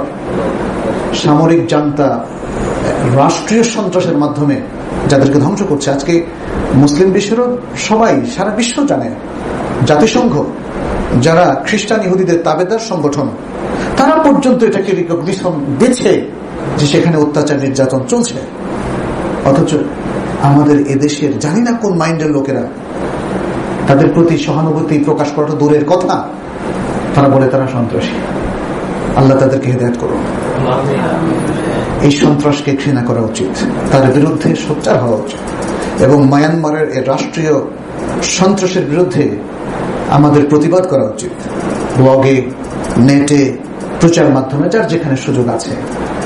মুসলিমরা আজকে প্রতিবাদ করতে ভুলে গিয়েছে। মার খেতে খেতে তারা এখন প্রতিবাদ করতে ভয় পায়, কিন্তু ভয়ের কোনো কারণ নেই। যে কোনো জুলুম, যে কোনো অত্যাচারের বিরুদ্ধে আমরা প্রতিবাদ করতেই পারি। এটা প্রয়োজন, কারণ প্রতিবাদ এবং জুলুমের প্রতি ঘৃণা, জুলুমের প্রতি জুলুমের বিপক্ষ হওয়া, এটা খুব জরুরি মুসলিমদের জন্য। আর দ্বিতীয় হচ্ছে তাদের জন্য দোয়া করা। তৃতীয় হচ্ছে মায়ানমারের এই লোকদের কিভাবে সাহায্য করা যায়, আমাদের প্রশাসনকে অনুরোধ করা, আমাদের রাষ্ট্রের কর্ণধারদেরকে অনুরোধ করা। আমরা জানি মানুষ মাত্র সকলেই কিন্তু এই অত্যাচারকে সমর্থন করে না। আগুন দিয়ে আপনার ইউটিউবে দেখেছেন কিভাবে চালিয়ে দেওয়া হচ্ছে, চোখের পানি রাখা যায় না, দেখার মতো ধৈর্য রাখা যায় না। মানুষ এত নৃশংস হতে পারে, এবং আজকের যুগের আধুনিক মানুষ, রাষ্ট্রীয় মানুষ, সেখানকার সৈন্যবাহিনী রাষ্ট্রীয় মানুষ না, তাদের কাছে এটা খুব অদ্ভুত লাগে, খুবই অদ্ভুত লাগে। যদি আজকের মুসলিম দেশ হিসাবে আমরা তাদেরকে সাহায্য করতে না পারি, যে কোনো ভাবে হতে পারে সাহায্য, কিভাবে সাহায্য করা যায় সেটা এক্সপ্লোর করা যেতে পারে। সাধারণত আমরা জানি মায়ানমার নানা ধরনের ষড়যন্ত্র করছে, তাদের লোকদেরকে এদেশে পুশব্যাক করার এটা একটা পরিকল্পনা, যে কারণে আমাদের দেশের সরকারও তাদের প্রতি একটু কঠোর। কারণ সুযোগ করে দিলে ওরা সবাইকে আমাদের দেশে পাঠিয়ে দেবে। কিন্তু এটাই কি সলিউশন? এটা সলিউশন না, সেটা আমরা সবাই জানি। অতএব আমাদের মুসলিমদের যেই মাহাব্বা অন্য মুসলিমের জন্য, অন্যায়ের যে প্রতিবাদ এবং আল্লাহর কাছে যে দোয়া, সবকিছু মিলিয়ে আসলে আমাদের নিজ নিজ দায়িত্বগুলো যদি আমরা পালন না করি, তাহলে আমাদের ঈমান আরো দুর্বল হবে, এবং একসময় আমাদের প্রত্যেকের উপর, এই বাংলাদেশের মুসলমানদের উপর জেগে বসবে এই ধরনের কোন জান্তারা, আমাদেরকে হয়তো প্রতিবাদের না করার কারণে এবং নিজেদের দায়িত্ব পালন না করার কারণে ক্ষতিগ্রস্ত হতে হবে। এই জন্য আমরা মনে করি যে আসলে এটা শুধুমাত্র ইসলামের কোনো ব্যাপার না, এটা মানবিক ব্যাপার, এটা কোনো দলের ব্যাপার না, এটা সার্বজনীন ব্যাপার। অতএব আমরা আশা করব এটা শুধু প্র্যাকটিসিং মুসলিম যারা মসজিদে যায়, যারা আমাদের মধ্যে এখানে হালাকা আসে, তাদের মূল দায়িত্ব না, সকল মুসলিম উম্মাহ বিশেষভাবে এবং সকল মানবতা সাধারণভাবে এর প্রতিবাদ করা উচিত এবং এর বিরুদ্ধে দাঁড়ানো উচিত, এবং এই রোহিঙ্গা অসহায় মুসলিমদের তাদের যে কোনো ধরনের সাহায্য তাদের করা উচিত বলে আমি মনে করি। আল্লাহ আমাদের সকলকে তৌফিক দান করুন। আজকে আমরা এখানে শেষ করে দিচ্ছি। হাদা ওয়া সাল্লাল্লাহু আলা নবিয়িনা মুহাম্মদ ওয়া আলিহি ওয়া সাহবিহি আজমাইন। সুবহানাকাল্লাহুম্মা ওয়া বিহামদিকা আশহাদু আল্লা ইলাহা ইল্লা আনতা আস্তাগফিরুকা ওয়া আতুবু ইলাইক। রিজার্ভ করব ইনশাআল্লাহ, কতদিনগুলো আজকে দিছি, আজকেরও কিছু দিলাম, চেষ্টা করবো আগামীতে।